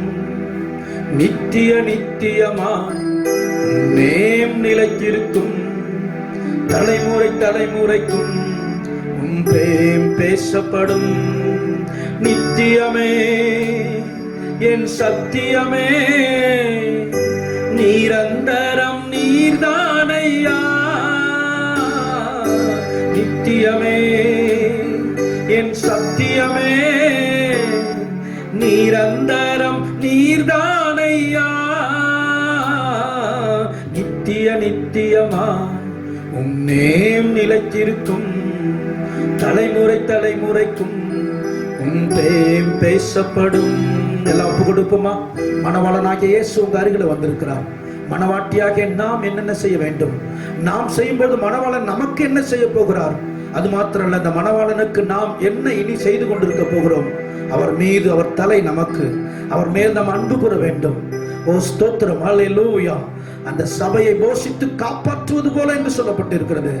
மணவாளனாகிய இயேசு கிறிஸ்து ஒரு நாள் வரப்போகிறார். நம்ம எல்லாரும் மணவாட்டியா இருக்கிற இந்த உலகத்தில் இருக்கிற எல்லா மணவாட்டியாகிய நம்மை திருமணம் செய்து கொண்டு போய் யுக காலமாய் அவரோடு வாழப்போகிறோம். அர்ப்பணிப்போமா? ஆண்டவரே, பின்மாற்றத்தில் இருக்கிற என்னை நீங்க ஆசீர்வதிச்சிருங்க. அதை மறந்து எங்கெங்கே போயிட்டேன். இன்றைக்கு என்னோட திட்டமும் தெளிவாய் நீங்க பேசிருக்கீங்க. என்னை அர்ப்பணிக்கிறேன். கரங்களை உயர்த்தும். ஆண்டவர் என்னோட பேசியிருக்கிறார்கள் மாத்திரம் வீட்டில இருந்த பரணமாக அவர் பார்த்து கொண்டு இருக்கிறார். உங்களை கரங்களை உயர்த்தி, ஆண்டவரே, நான் ஆண்டவரை இளம் வயதிலே ரட்சிக்கப்பட்ட புதுசுல இருந்தது போல திரும்ப என்னை இருக்க அர்ப்பணிக்கிறேன். புதிய பாட்டு, புதிய நாமம், அபிஷேகம், உபவாசம், ஜெபம், வேத வாசிப்பு, இப்படிப்பட்ட காரியங்களிலே பிரியமாய் நடக்க என்னை அர்ப்பணிக்கிறேன். ஆண்டவரே, இதெல்லாம் என்னை விட்டு போச்சு. பின்மாற்ற வாழ்க்கை வாழ்ந்து கொண்டிருந்த இன்றைக்கு திட்டமா நீங்க பேசுறீங்க. என்ன நித்தியமாய் விவாகம் பண்ண வர போறீங்கன்னு நான் கேள்விப்படுகிறேன். அதுதான் உண்மை. என்ன அர்ப்பணிக்கிறேன்னு சொல்லி அர்ப்பணிங்க. ஸ்தோத்திரம், ஸ்தோத்திரம். கர்த்தாவே, உம்மை துதிக்கிறோம். கிருபை இரக்கம் நிறைந்த எங்கள் பரலோக பிதாவே, இந்த ஆசீர்வதிக்கப்பட்ட வேலைக்காக ஸ்தோத்திரம். இந்த நாளிலே நீர் கொடுத்த வார்த்தை உடைய பிள்ளைகளுக்கு கொடுத்திருக்கிறேன். நீர் பேசினதற்காக நன்றி. ஒவ்வொரு பிள்ளைகளையும், ஆண்டவர் தேவ பிள்ளைகளையும் உணர்த்தி உடைய வசனத்தினாலே திருத்தி விட வேண்டிய காரியத்தை விட்டு உமக்கு நேராய் நீ நடத்துவதற்காக நன்றி. சிறு பிள்ளைகளுக்காக, வாலிபர்களுக்காக, பெரியவர்களுக்காக, வயதானவர்களுக்காக ஜெபிக்கிறோம். ஒவ்வொருவரையும் வாழ்த்தி ஆசீர்வதித்து ஜெபிக்கிறேன். கிருபையின் கரத்தில் அர்ப்பணிக்கிறோம். ஆண்டவரே, இந்த நாட்களில் எவ்வளவோ தேவைகள் இருக்கிறது ஐயா. இந்த பிள்ளைகளை அற்புதமாய், ஆச்சரியமாய், அதிசயமாய் நீ போஷிக்கும்படியாய் ஜெபிக்கிறோம். ஆண்டவரே, கர்த்தர் தாமே நம்முடைய பிள்ளைகளுக்கு நல்ல வேலைகளை தந்து, வருமானங்களை தந்து, ஒவ்வொரு நாளும் அற்புதமாய் நடத்தும்படியாய் ஜெபிக்கிறேன். உடைய ஊழியக்காரனாக நான் ஒவ்வொருவரையும் தனித்தனியாய் பேர்பெரிய ஆசீர்வதித்து ஜெபிக்கிறேன். கிருபை பெருகட்டும். கரத்தில் தாழ்த்தி அர்ப்பணிக்கிறோம். இயேசுவின் மூல ஜெபங்களும் எங்கள் ஜீவனுள்ள நல்ல பிதாவே, ஆமென். என் ஆத்துமாவே கர்த்தரை ஸ்தோத்திரி, என் உள்ளமே பரிசுத்த நாமத்தை ஸ்தோத்திரி. என் ஆத்துமாவே கர்த்தரை ஸ்தோத்திரி, அவர் செய்த சகல உபகாரங்களையும் மறவாதே. ஆமென். ஆண்டவராகிய இயேசு கிறிஸ்துவின் கிருபையும், பிதாவுடைய அன்பும், பரிசுத்த ஆவியானவருடைய ஐக்கியம் இன்றும் என்று சதா காலங்களிலும் நாம் அனைவரோடு கூட இருப்பதாக. எல்லாம் சேர்ந்து கரங்களை வெட்டி ஆமென் சொல்லுவோமா? ஆமென். அல்லேலூயா, ஹல்லேலூயா, அல்லேலூயா. கர்த்தர் உங்களை ஆசீர்வதிப்பாராக. God bless you.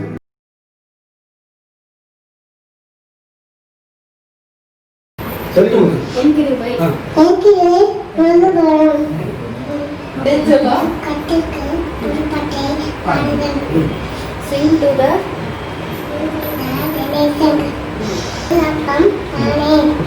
நீங்கள் தொடர்பு கொள்ள வேண்டிய எங்கள் முகவரி ஹோலி லைஃப் ஏஜ் சர்ச், சந்தை அருகில், அயோத்தியா பட்டணம், சேலம் 636103.